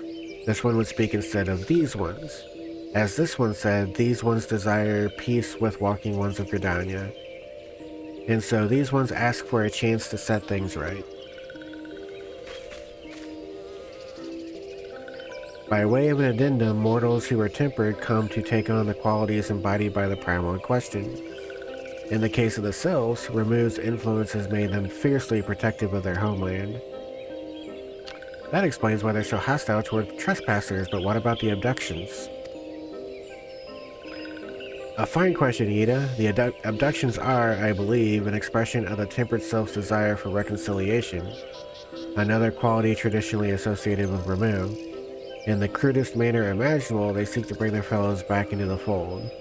A timely reminder that the challenges posed by each primal are unique. Elder Frixia, we thank you for making your will known to us. The people of Gridania will rest easier in the knowledge that they and the sylphs are united in their desire for peace. Wishing to cooperate, this one has written down the feelings of these ones. Please see that these feelings are conveyed to the horned one, Kani Sena.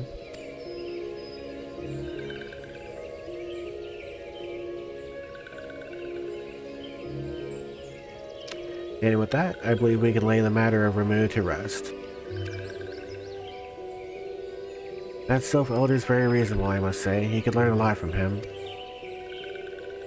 Him? Was that a jibe? If so, I feel it only fair to observe that one of us wouldn't recognize reason if it punched her on the nose. Did I say fair? I meant reasonable.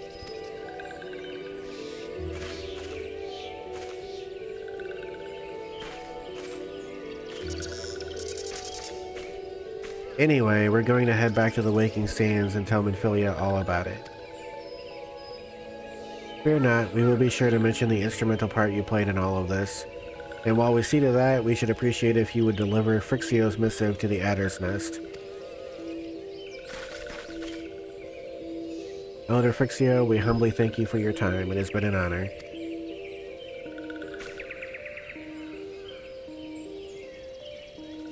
The honor is this one's. Together let the walking ones of Gridania and these ones find a way to live in peace.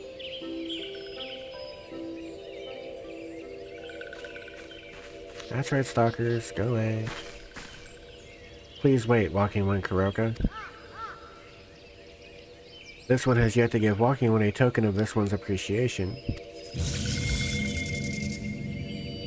When these ones summoned Lord Ramu, these ones were gifted this crystal. This one would now bestow the crystal upon walking one as a symbol of these one's trust.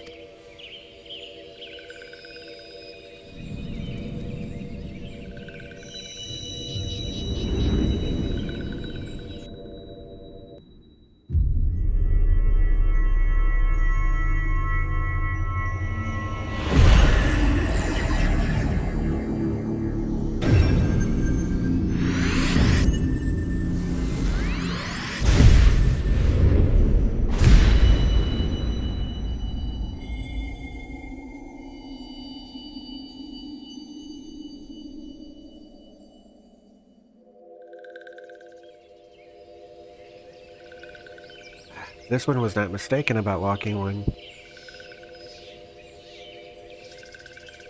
Walking one is destined to walk a fate far crueler than this one can imagine. A brilliant light from within walking one enveloped the crystal this one saw. Mark this one well. That crystal will one day be of use to Walking One. Walking One must keep that crystal safe at all times. Before Walking One returns to Gridania, this one would ask Walking One to watch Touched Ones. So long as Touched Ones are not troubled, Touched Ones will not make trouble. If Walking One witnesses Touched Ones making no trouble, mayhap Walking One can testify to Walking Ones of Gridania that these ones mean no harm. These ones' homeland is fraught with danger. This one marks down safe places to look out for Touched Ones.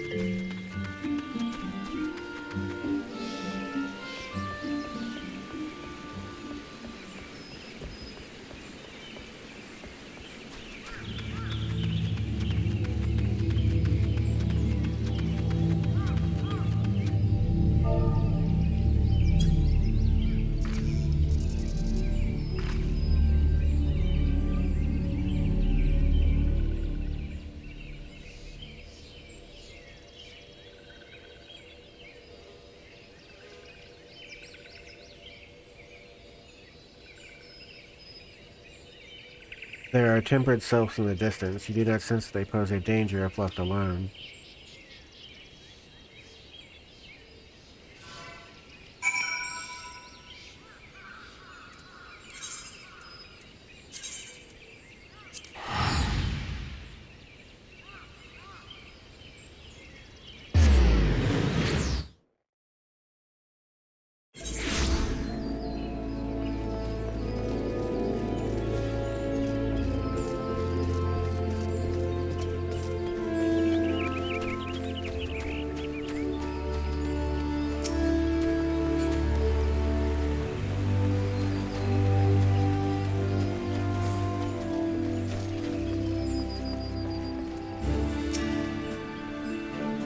Ah, Vincent Kuroka. How went the meeting with the sylphs?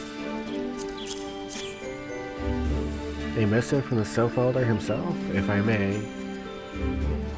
So the sylphs have no desire for conflict, nor do they intend to summon remove. And so long as we leave the tempered ones be, we need not fear any aggression on their part. The Elder Seeds here will be overjoyed to hear that the sylphs have welcomed our overtures. And in the knowledge that they bear us no ill will, we may channel our resources towards tackling the more conspicuous threats to our security. You have done this nation a great service, my friend. On behalf of all Gridanians, I give you my thanks.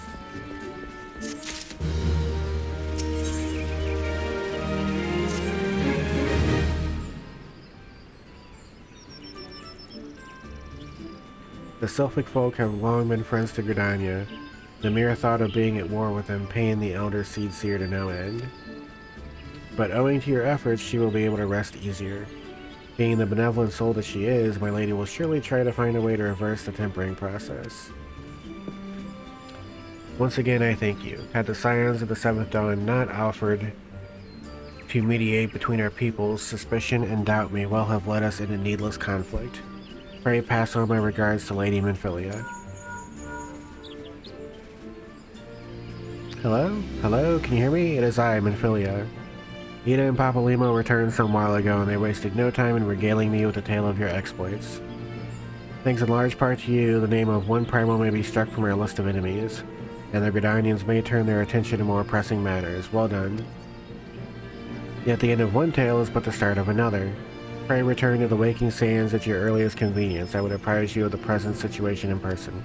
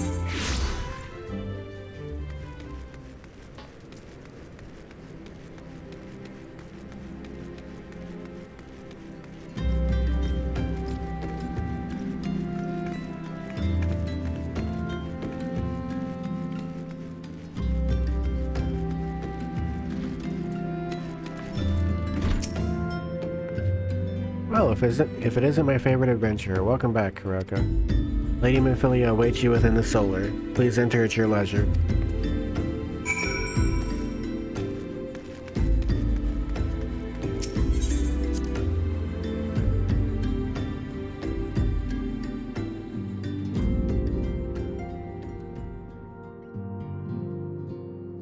I am given to understand that the matter of Ramu has finally been resolved.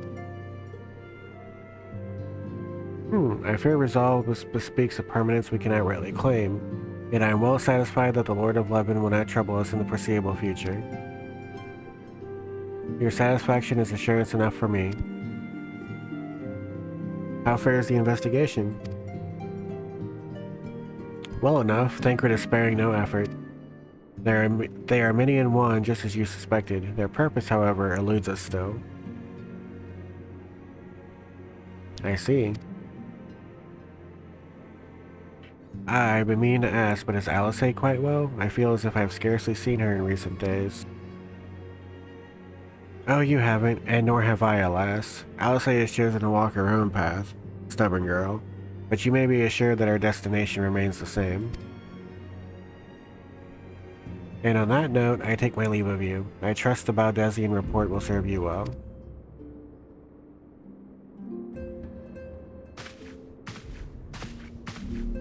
I take it we can proceed as discussed? Why do you ask? You scarce need my permission to act.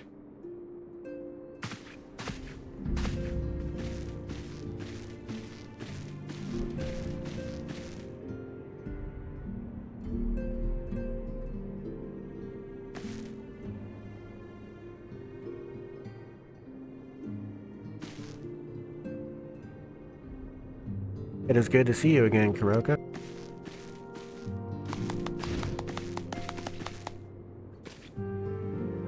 I've been looking forward to congratulating you on your triumph in the Twelveswood. Owing to your efforts, conflict has been averted. Truly, you have done the Scions proud. With that, we can strike Ramu from the list. So who's next? The Sahagin and Leviathan? The Lord of the World has not answered his minion's call of late, nor is he expected to do so in the near future. While the Sahagin remain as aggressive as ever, they lack the quantity of crystals required to call forth their god. As with the Sylphs, we can leave them to their own devices, for a time at least. For a time bears repeating. We can ill afford to fall complacent. It is as Y'shtola says, unless we know the minds of the beast tribes, we cannot predict with any certainty when next a primal will return to plague the land. This being the case, we must proceed with as much haste as prudence allows. Any word on Titan? The Maelstrom keeps the kobolds under constant observation. We shall hear from them ere long, you may depend on it. Indeed, so then of all the known primals that have been active in recent times, we are left with... Gridania! Wait, I meant Garuda, who is the primal of the Ixal who live near Gridania. Yes, that's what I meant. So many malms to cover. Would that there were a more efficient way to conduct our surveys. Were he still with us, we should not long have wanted for a more practicable solution.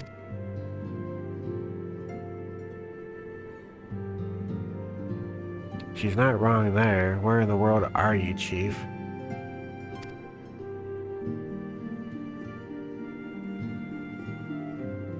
But one sure step at a time. Henceforth, the Order of the Twin Adder will handle all matters pertaining to the Sylphs under the sage guidance of the Seed Seers. I bid you all a moment's respite. You have earned it.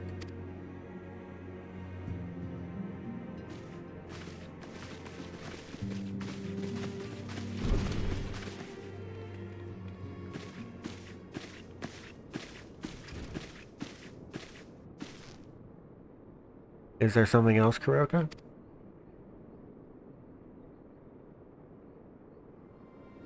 Beg pardon? A man named La Habrea sporting a red mask and robed in black? 12 Preserve. Prior to the calamity, the Asians took great pains to remain hidden. Why would they choose to cast off their veil of secrecy now? Gods, this bodes ill.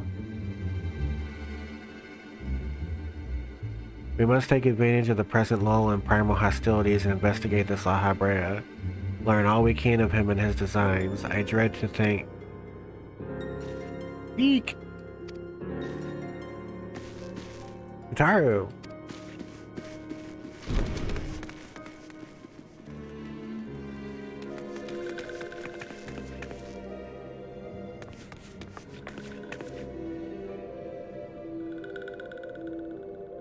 A self? In Thanalan?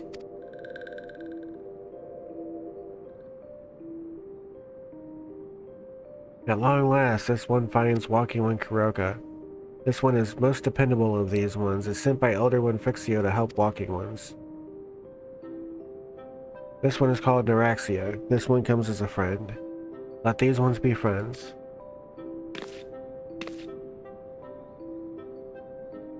A pleasure to meet you, Neuraxia.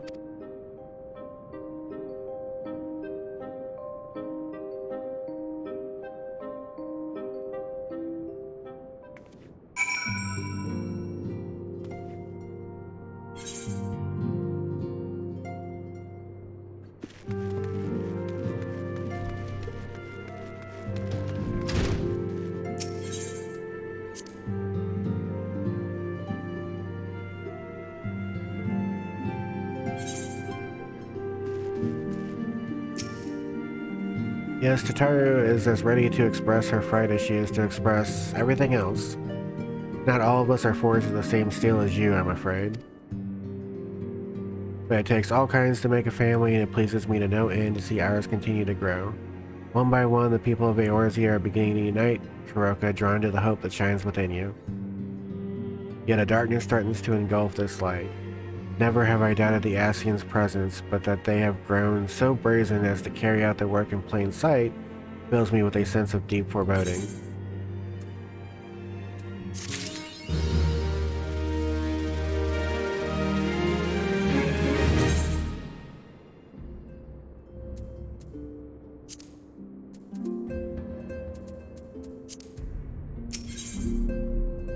Minfilia would have you investigate the mysterious La Habrea. I am afraid there is no rest for the weary, Kuroka. We must delve further into the motivations of the masked man, the Asian known as La Habrea. This is an ideal moment to do so while our hands are not bound dealing with another primal. At present, we know little and less about the Asians, only that destruction follows in their wake. I should not be surprised that these beings are behind the chaos that wrecks the realm. If my fears prove to be a reality, we must do all in our power to stop them. Earlier, I sent word to each Grand Company to solicit cooperation. The Immortal Flames responded to the effort that they have information on a potential sighting. This is intelligence that we can ill afford to ignore. Go speak with Flame Commander Swift at the Hall of Flames in Ul'dah to inquire further. How you go about the investigation thereafter I leave wholly to your discretion. But whatever you do, never forget that we are dealing with the unknown. You cannot take too many precautions. Be safe, Kuroka.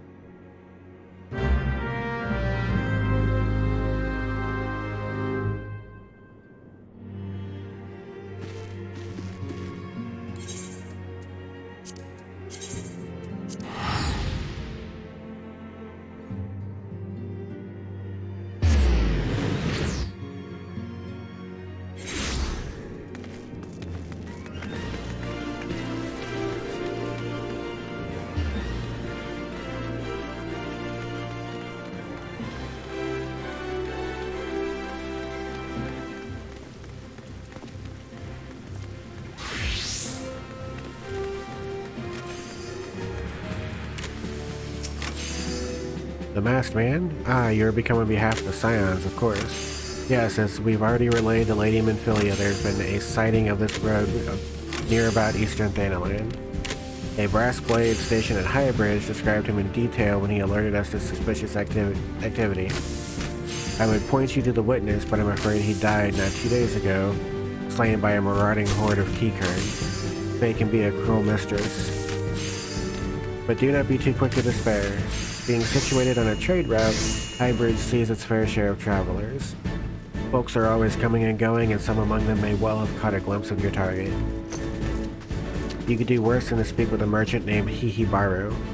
The fellow's always starved for customers, and he no doubt welcome your attention whether or not you have the coin or mind to spend it.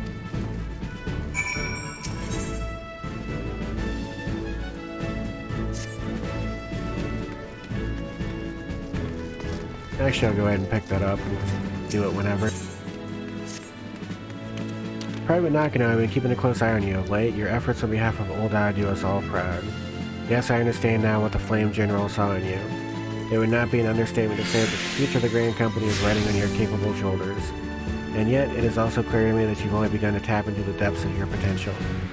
Your flame burns strong, but it may yet grow stronger. Yes, I would see you become a blazing inferno that reduces all that oppose Old Eye to smoldering embers. It is with such hopes that I made arrangements for you to receive training at the Wolves' Den, a proving ground established by the Eorzean Alliance for the training of Grand Company recruits. Mayhap you are familiar with it? That look in your eye tells me you are eager to take the road. I knew I had not misjudged you. The Wolves' Den is to be found just off the shores of Lunasia. The ferry at Moraby Dry Docks in Lower Lunasia will grant you passage there. Upon your arrival, seek out Storm Captain Berkoya Ludislin. I have already taken the liberty of submitting a letter of recommendation on your behalf.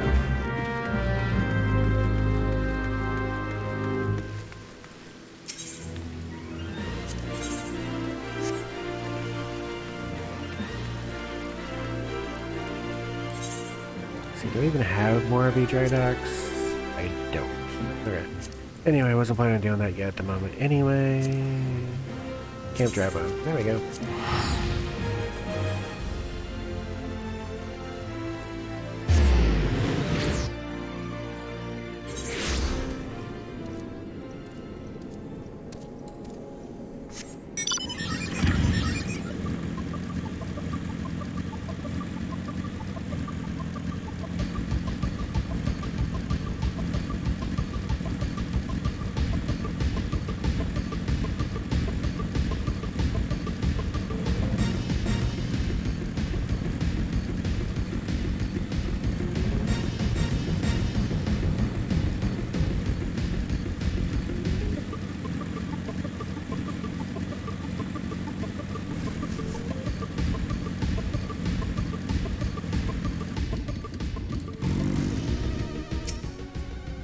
Welcome to Highbridge, adventure. Whatever you seek, I, Hihibaru, can provide it. Probably.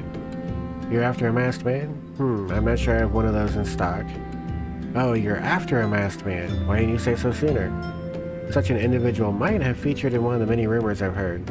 If you linger a while, mayhap you'll learn a thing or two, eh?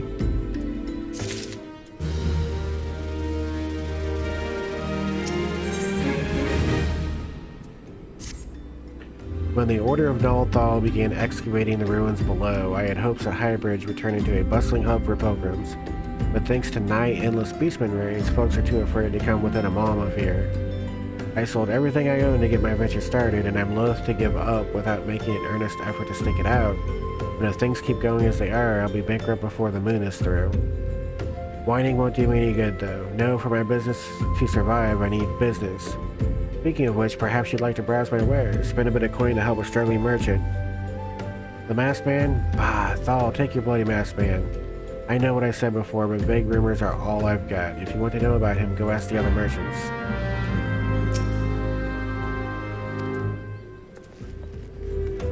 Alrighty. Wait a minute, there's a way down here.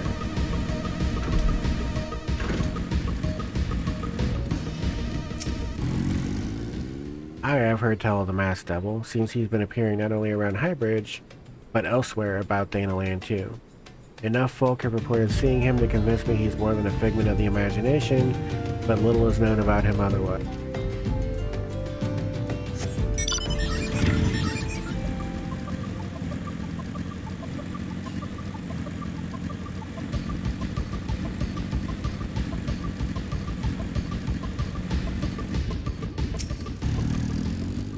On the trail of a masked man? I have heard of him, but only in hushed tones and faint whispers. It's said he wears a black hooded robe and looks right suspicious, and that's about all I can say, little though it is.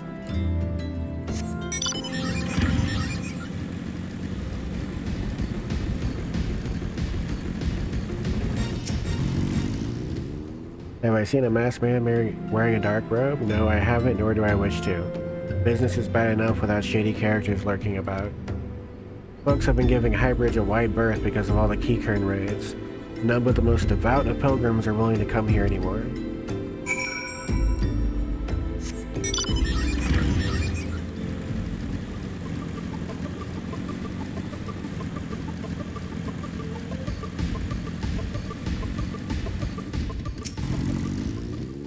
Judging by your expression, I take it you didn't learn much of use. Look, I'm sorry for my rudeness earlier, it's just that things are tough for us merchants at the moment. The Keycurn raids are so constant, so organized, we're beginning to suspect that someone is orchestrating it all. I tend to put my own welfare first, like most of us do, but that doesn't mean I'm a bad person. I promise to keep an eye out for your masked man. If I see or hear anything, you'll be the first to know.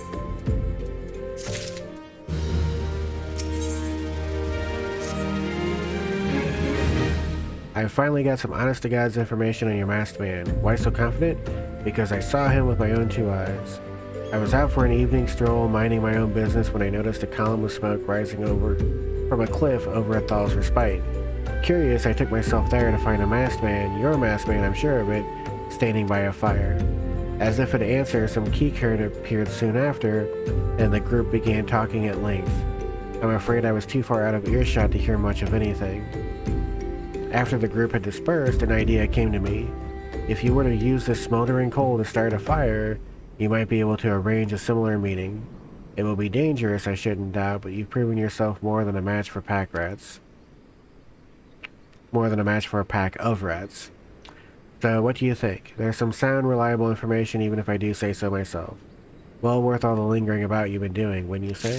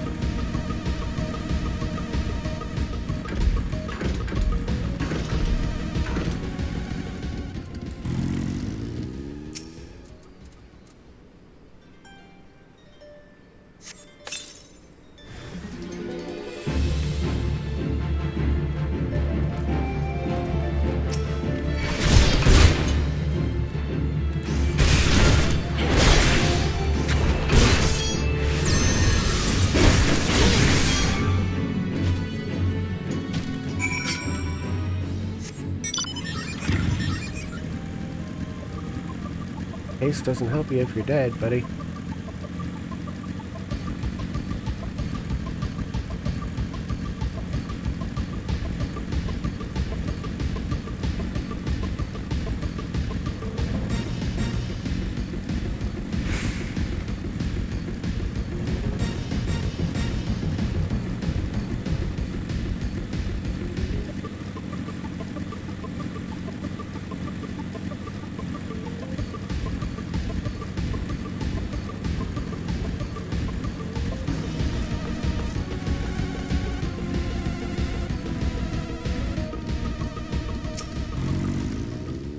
Back so soon? Were you able to find any clues leading to your masked man?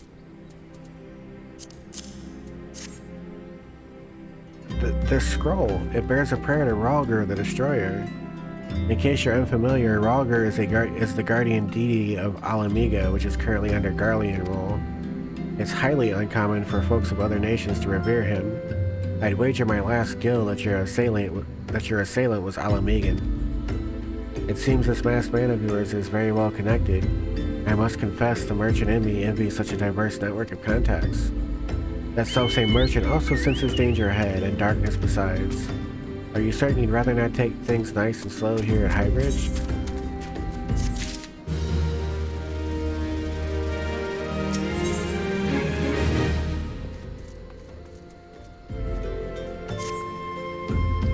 The Alamigan bandit you had a run-in with is somehow connected to your masked man of mystery. So it stands to reason that if you want to pick up the trail again, you should head toward Little Alamigo over in southern Thanalan. Just so you know what to expect, the settlement is the favored destination for those refugees who couldn't, well, adapt to life in Ul'dah. The hearts of the denizens are said to be as barren as the wasteland they live in, and for all intents and purposes, it's a lawless place. Be prepared for a not-so-warm welcome.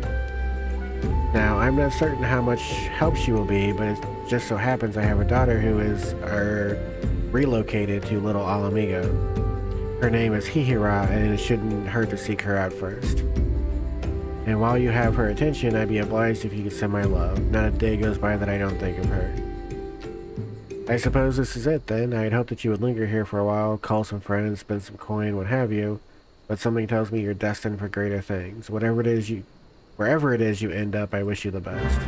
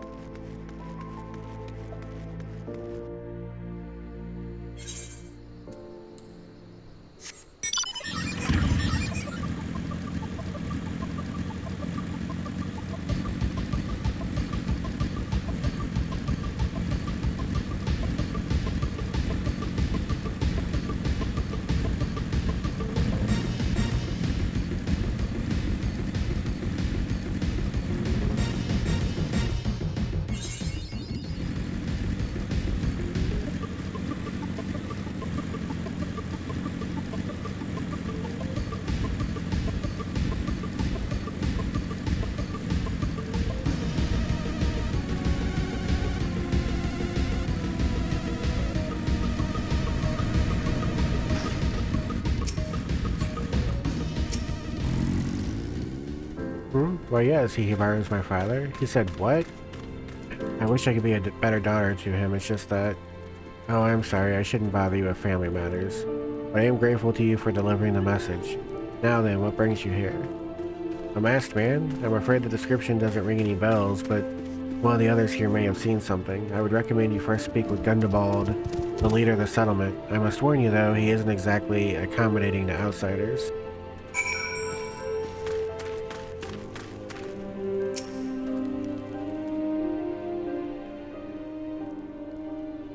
Who are you? State your business and be quick about it. Looking for a masked villain, you say? And why should we help you, pray? We struggle enough without having to answer the whim of every outsider. You are not welcome here. Be gone.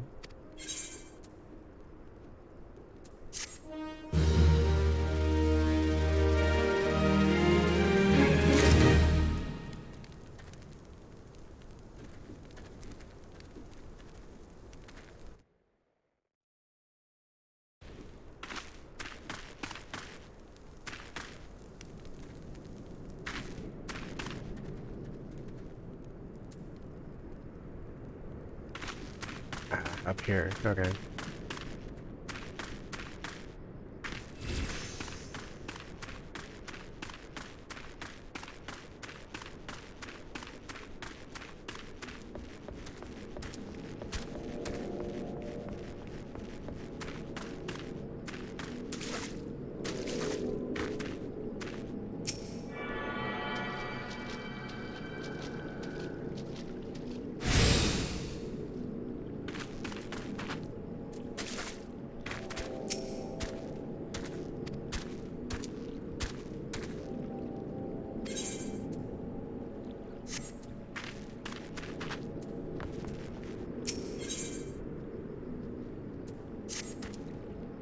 Well met, adventurer. I'm Gilsbert, head of security here at Little Alamigo. I heard tell that you have business with Gundabald. Knowing that bristly old bear, I don't doubt he told you to bugger off. Owing to their hardships, the refugees don't trust anyone but themselves. Not even my men, and I can get so much as a word of thanks out of them, despite watching the place day and night. But thanks or no, I try to help my fellow man where I can, and you seem a decent sort. If you tell me what's brought you here, might be as I can lend a hand. On the trail of a masked villain, you say? Can't say that sounds familiar, but I have been on the lookout for a Malja to the south of here. If there's been any suspicious activity, they are like to have seen it. I had in mind to take each of them a cup of sweet dandelion tea so as to lift their spirits. If you were to run this little errand in my stead, they'd be all the more willing to tell you what they know.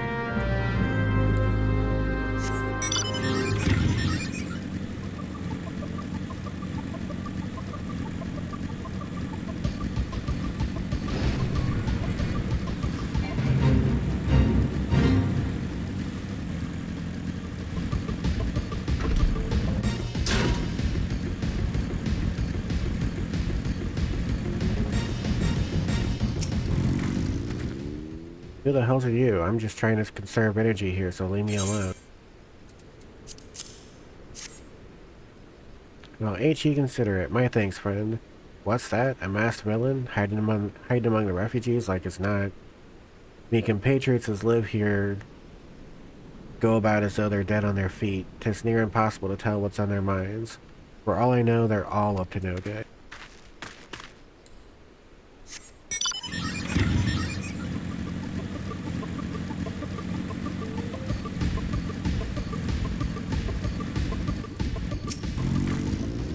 You there, are you an Amalja? No? Then carry on. Ah, the sophisticated aroma. It's been forever since I had a drop of sweet dandelion. I'm going to enjoy this. What? A masked man? Don't know, don't care. Unless he's got dark scaly skin, stands 10 foams tall, and has the face of a lizard, then I don't give a mummer's fart.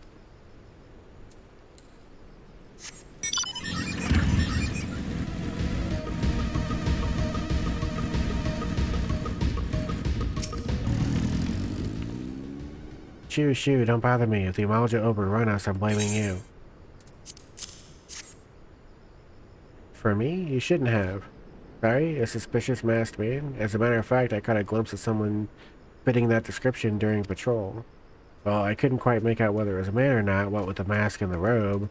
But assuming it was a he was talking with some Alamegans. I assumed he was one of them.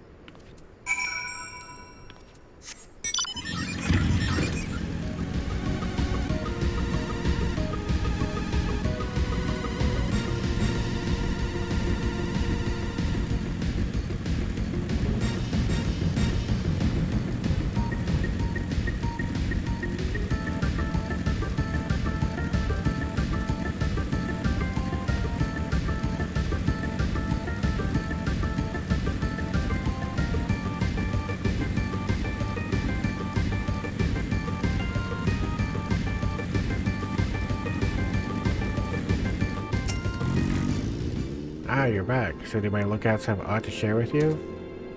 That doesn't sound like much to go by. If you're to get any further in your investigation, it seems to me you'll need the cooperation of the Alamegans. For this, you'll need to win their trust, and that won't be an easy task.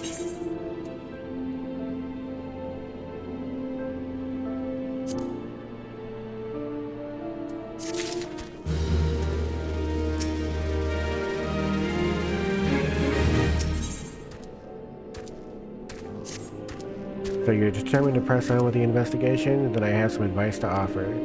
As I said before, you won't get far without the Alamegans' trust. And the best way to win that trust is to get a compatriot of theirs, someone they respect, to vouch for you. Coin does the talking in Ulda, but the Alamegans are bound by something far stronger, if not as tangible, a common purpose. That purpose is, of course, the liberation of their home from the Garleans. Gundabal belongs to the Alamegan resistance, so your best bet would be someone who's part of the same crew. If you know any well-connected people, you might want to start by asking them.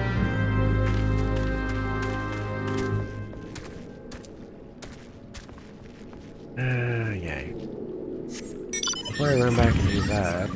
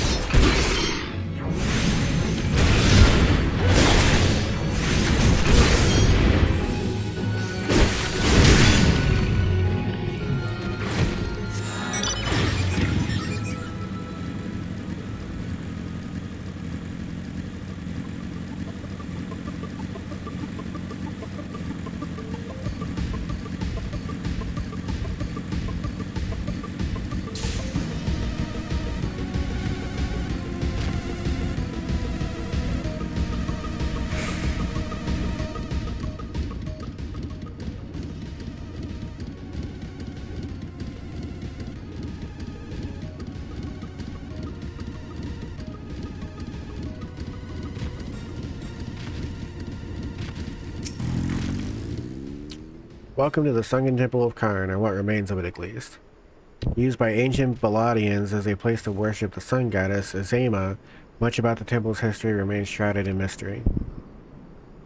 While we have sent a research team into the depths, I regret to say that the investigation proceeds at a snail's pace, that is, when it proceeds at all.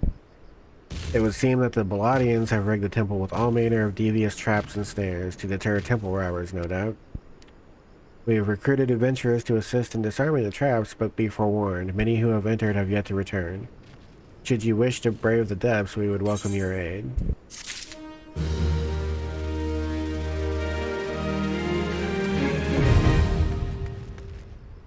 Alright, so this is the second one of what you would call an optional dungeon. Not required. I actually kind of like the Temple of Karn. It's a good dungeon. Although...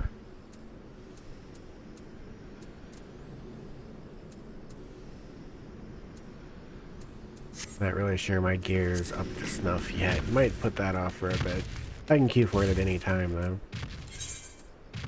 Okay, so I'm gonna make one little side track.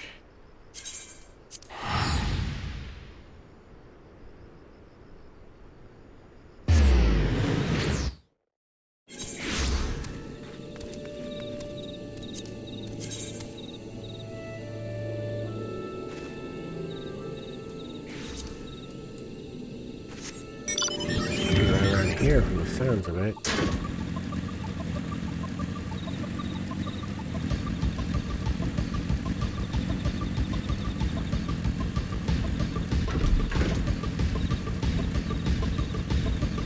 Alright, right back here. Yep.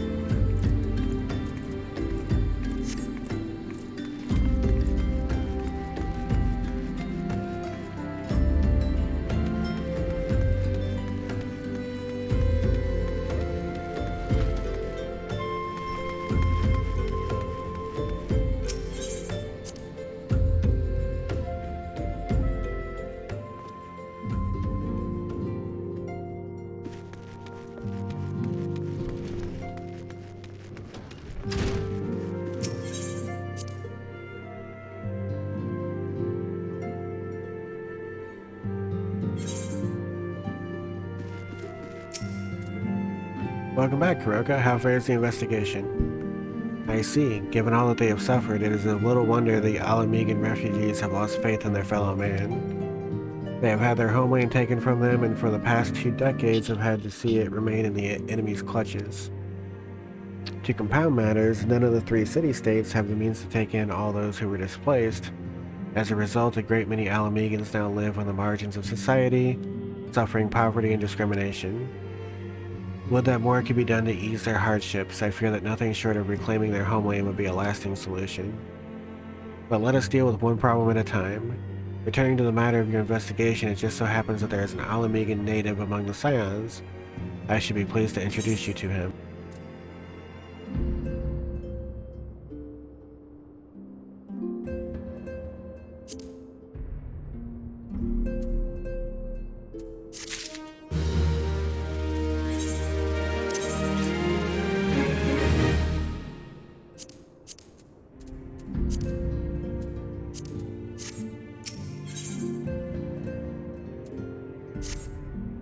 Your Alamegan comrade is named Haribert.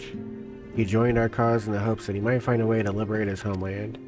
While he spares no effort towards that endeavor, I have no doubt that he would be glad to assist you. If I recall correctly, Haribert is currently between missions. Try looking for him in the storage area.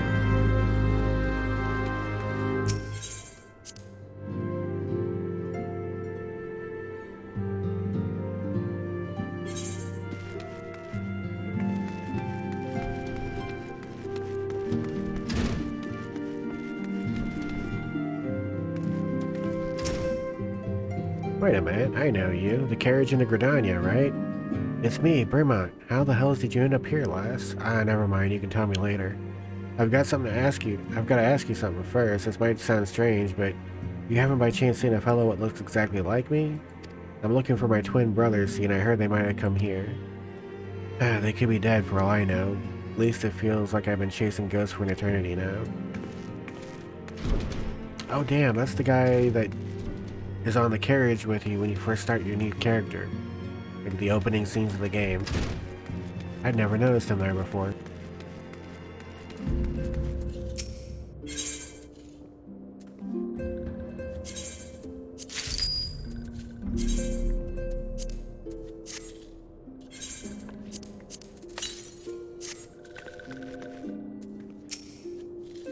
If it isn't Kuroka Nakano, the Scion's rising star, is there aught I can do for you? You wish to win the trust of the people of Little Alamigo. That is a daunting task, my friend, even for our own countrymen. I would like nothing more than to help, but I'm afraid my name no longer carries weight with that lot.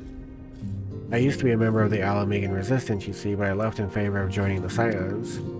Though my allegiance may have shifted, my purpose remains ever the same, the liberation of Alamigo. Yet, whatever my reasons were, I abandoned my comrades and they'll have nothing to do with me.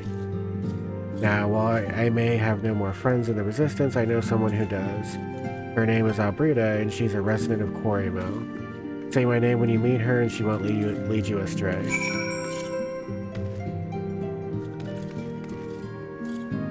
Oh, Arenvald? I'm to meet with the antecedent soon to discuss a matter of great import. Abba thinks it's about my first official mission. I suppose it would be good if it was, yes? I mean, I'm not sure if I'm ready, but still.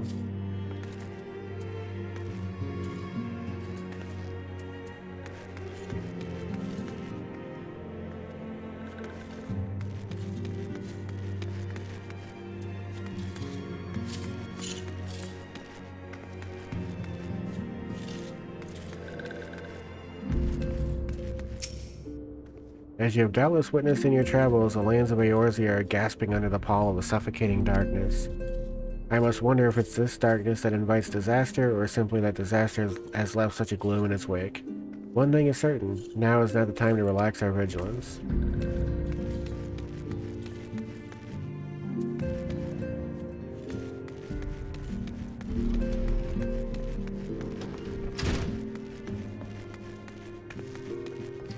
This is probably one of the first times that you probably notice that the Scions are more than just, you know, Papolino and Ida and Thancred and Istola and Urianger and Alphino. Like, there's actually a whole little organization here. You just don't deal with a lot of the non-main ones very much. Like Arenvald, you don't actually deal with in any form or fashion really until much later in the game. Ah, Kuroka, pray do not concern yourself with my welfare. My current investigation has yielded some curious results, and at present I am pondering how best to proceed.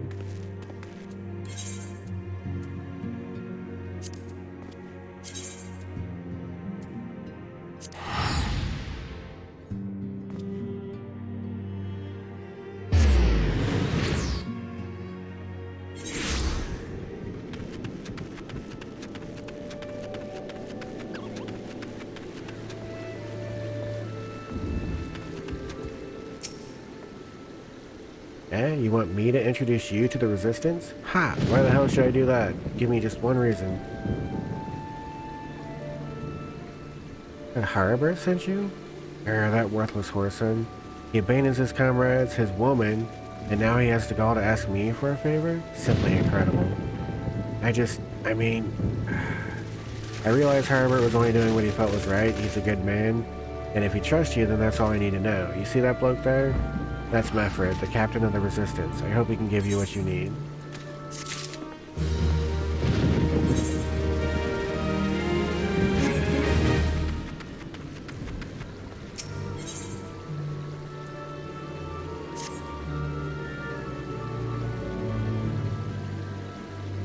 I am Mefred, a proud man of the Alamigan Resistance. What business do you have with me, adventurer? Captain, it's Galleon, sir. His wound's gone and festered, and he's burning up. I don't think he's got much time. God damn it, I asked the villagers for aid, got on my knees and begged, but they refused to lift a finger. If Galleon dies, his blood is on their hands. These Quarrymill cravens would turn a blind eye to our plight, but they might listen to Albrita. I fear my anger will prevent me from rightly convincing anyone at the moment. I realize we scarcely know each other, but this is a matter of life and death. Please, adventurer, go to her and try.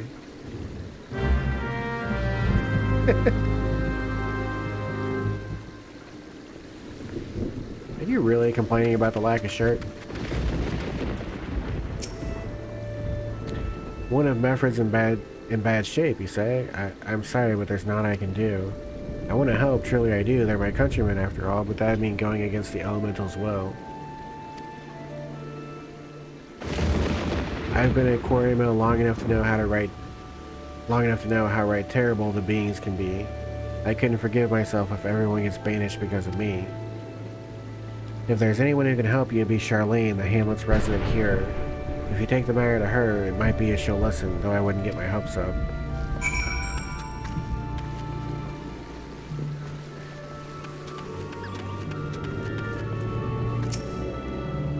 You wish to aid the Alamegans? You are possessed of a kind heart, adventurer, but I'm afraid I have not the authority to grant your wish. The authority belongs only to the elementals, eternal guardians of the Fellowwood. All outsiders, be they babes at the breast or men grown, are judged of a night whether they may have a place beneath the boughs. Alas, the Alamegans' petitions have been denied. Harsh though it may seem, they do not have leave to receive of the wood's bounty. Ever has it been since time immemorial, and ever shall it be.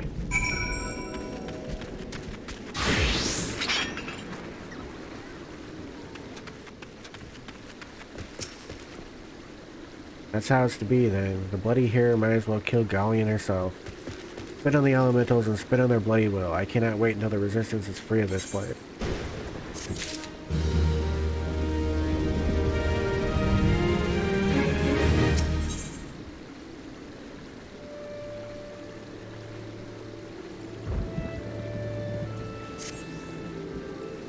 I led my men to Quarry Mill hoping to find refuge. Instead we found indifference. The cold-blooded bastards here want us out, and I can't oblige them soon enough. The problem is, some of mine aren't fit to travel. Hell's Galleon can't even stand.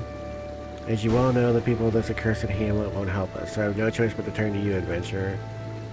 In my homeland, long antelope horn is a traditional remedy with poison-purging properties. If you could bring me, say, 4 horns, I'd be forever your dead.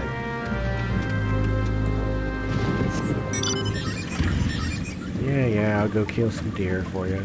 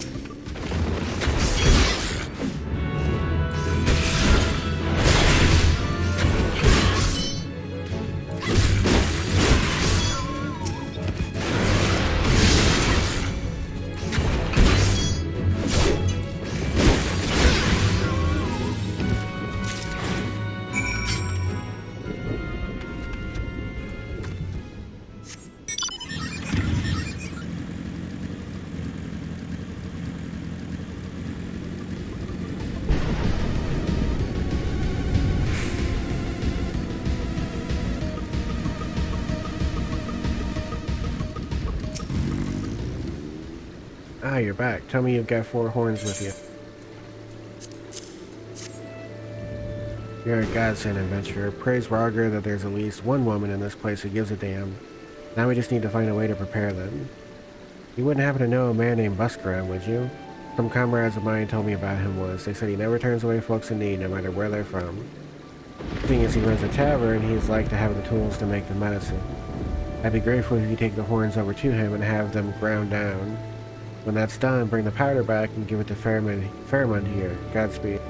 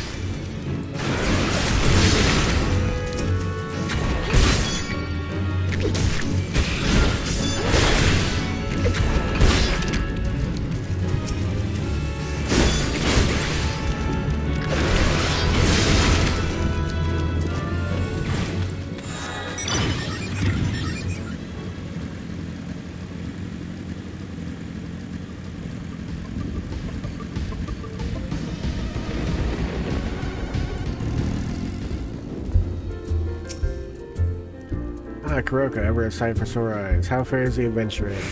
Rolling in the coin like there's no tomorrow, no doubt. You've got something to show me? Well, these look like good old antelope horns. Need them ground down to make a medicine, you say?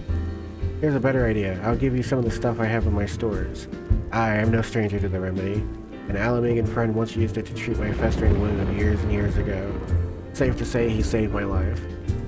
What's that? This is for an Alamegan soldier in Quarrymo? So it comes full circle. Well, I hope it helps the poor side as needs it. Oh, and don't worry your little head off about payment. I still owe you a deal more than you owe me, I reckon.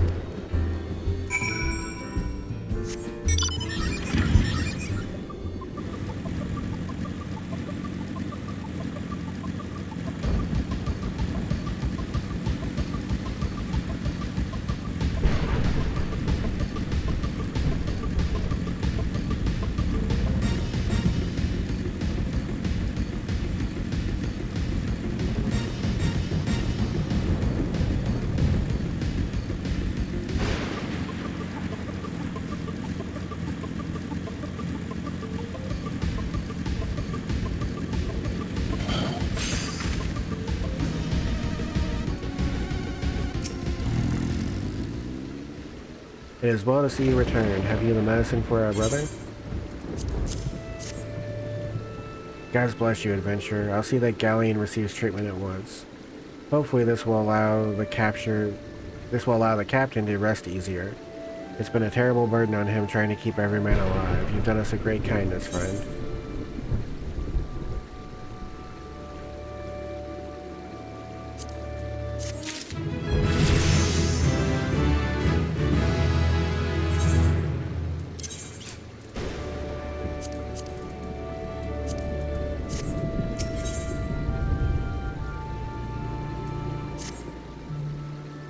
Adventurer, Galleon has gone missing. He's nowhere to be found.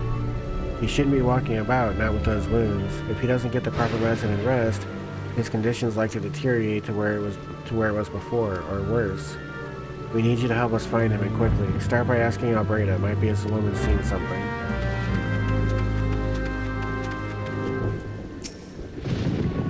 Ah, finally, it's about time you came asking about Galleon. I watched him leave Quarrymo some time ago, and he left me this sealed letter before he went off. Made me swear not to open it until someone came asking. My brothers, I cannot bear to be a burden any longer. That is why I must leave you all. Do not worry for me. Just find your way safely to Little Alamigo. Blast it. Would that I'd known what he was thinking. I'd have stopped this folly myself. The love Galleon bears for his brothers is so strong he's willing to sacrifice himself for them. Make no mistake, entering the wood in his weakened state is suicide.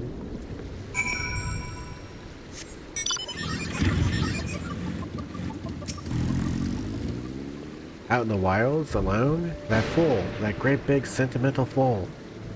My men and I will scour the wood for Galleon. Please help us find him before something terrible happens.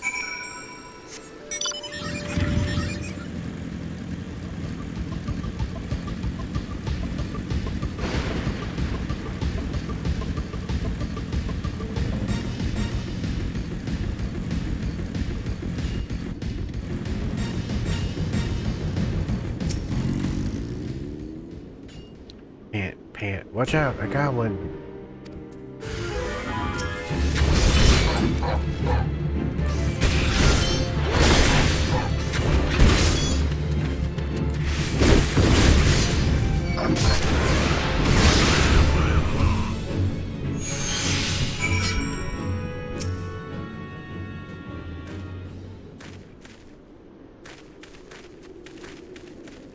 Galleon.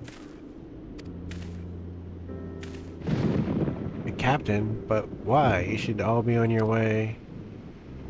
Who do you take us for? We're Alamegans, and Alamegans never forsake one another. Hardships be damned. Remember the oath we swore, goddammit? The oath to reclaim our homeland? We'll set foot on Alamegan soil again, together or not at all. Do you understand me? Yes, sir. Good, let us return to our brothers. Oh, and don't even think that you'll get off lightly. As soon as you're healed, I'll give you such a thorough thrashing you'll wish we didn't find you. I can't thank you enough for saving Galleon. I will see you back at Quarrymo.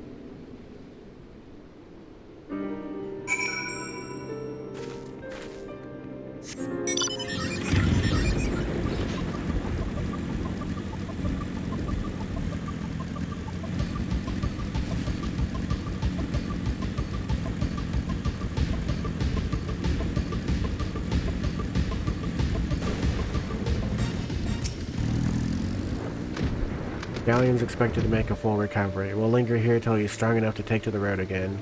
As much as I just mislike this place, beggars can't be choosers.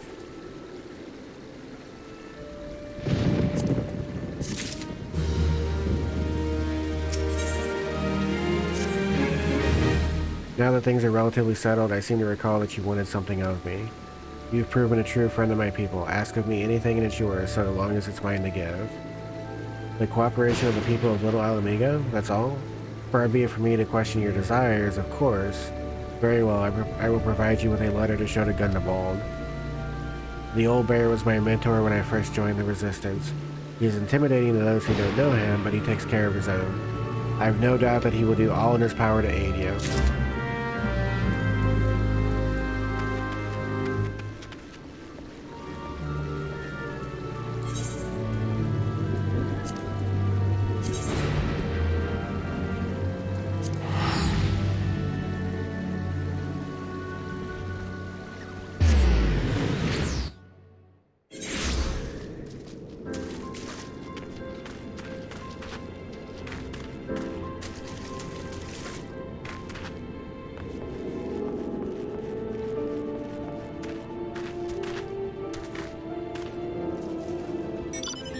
Alright, and here's where I think I'm going to call it for the moment. Hope you enjoyed, and catch you later.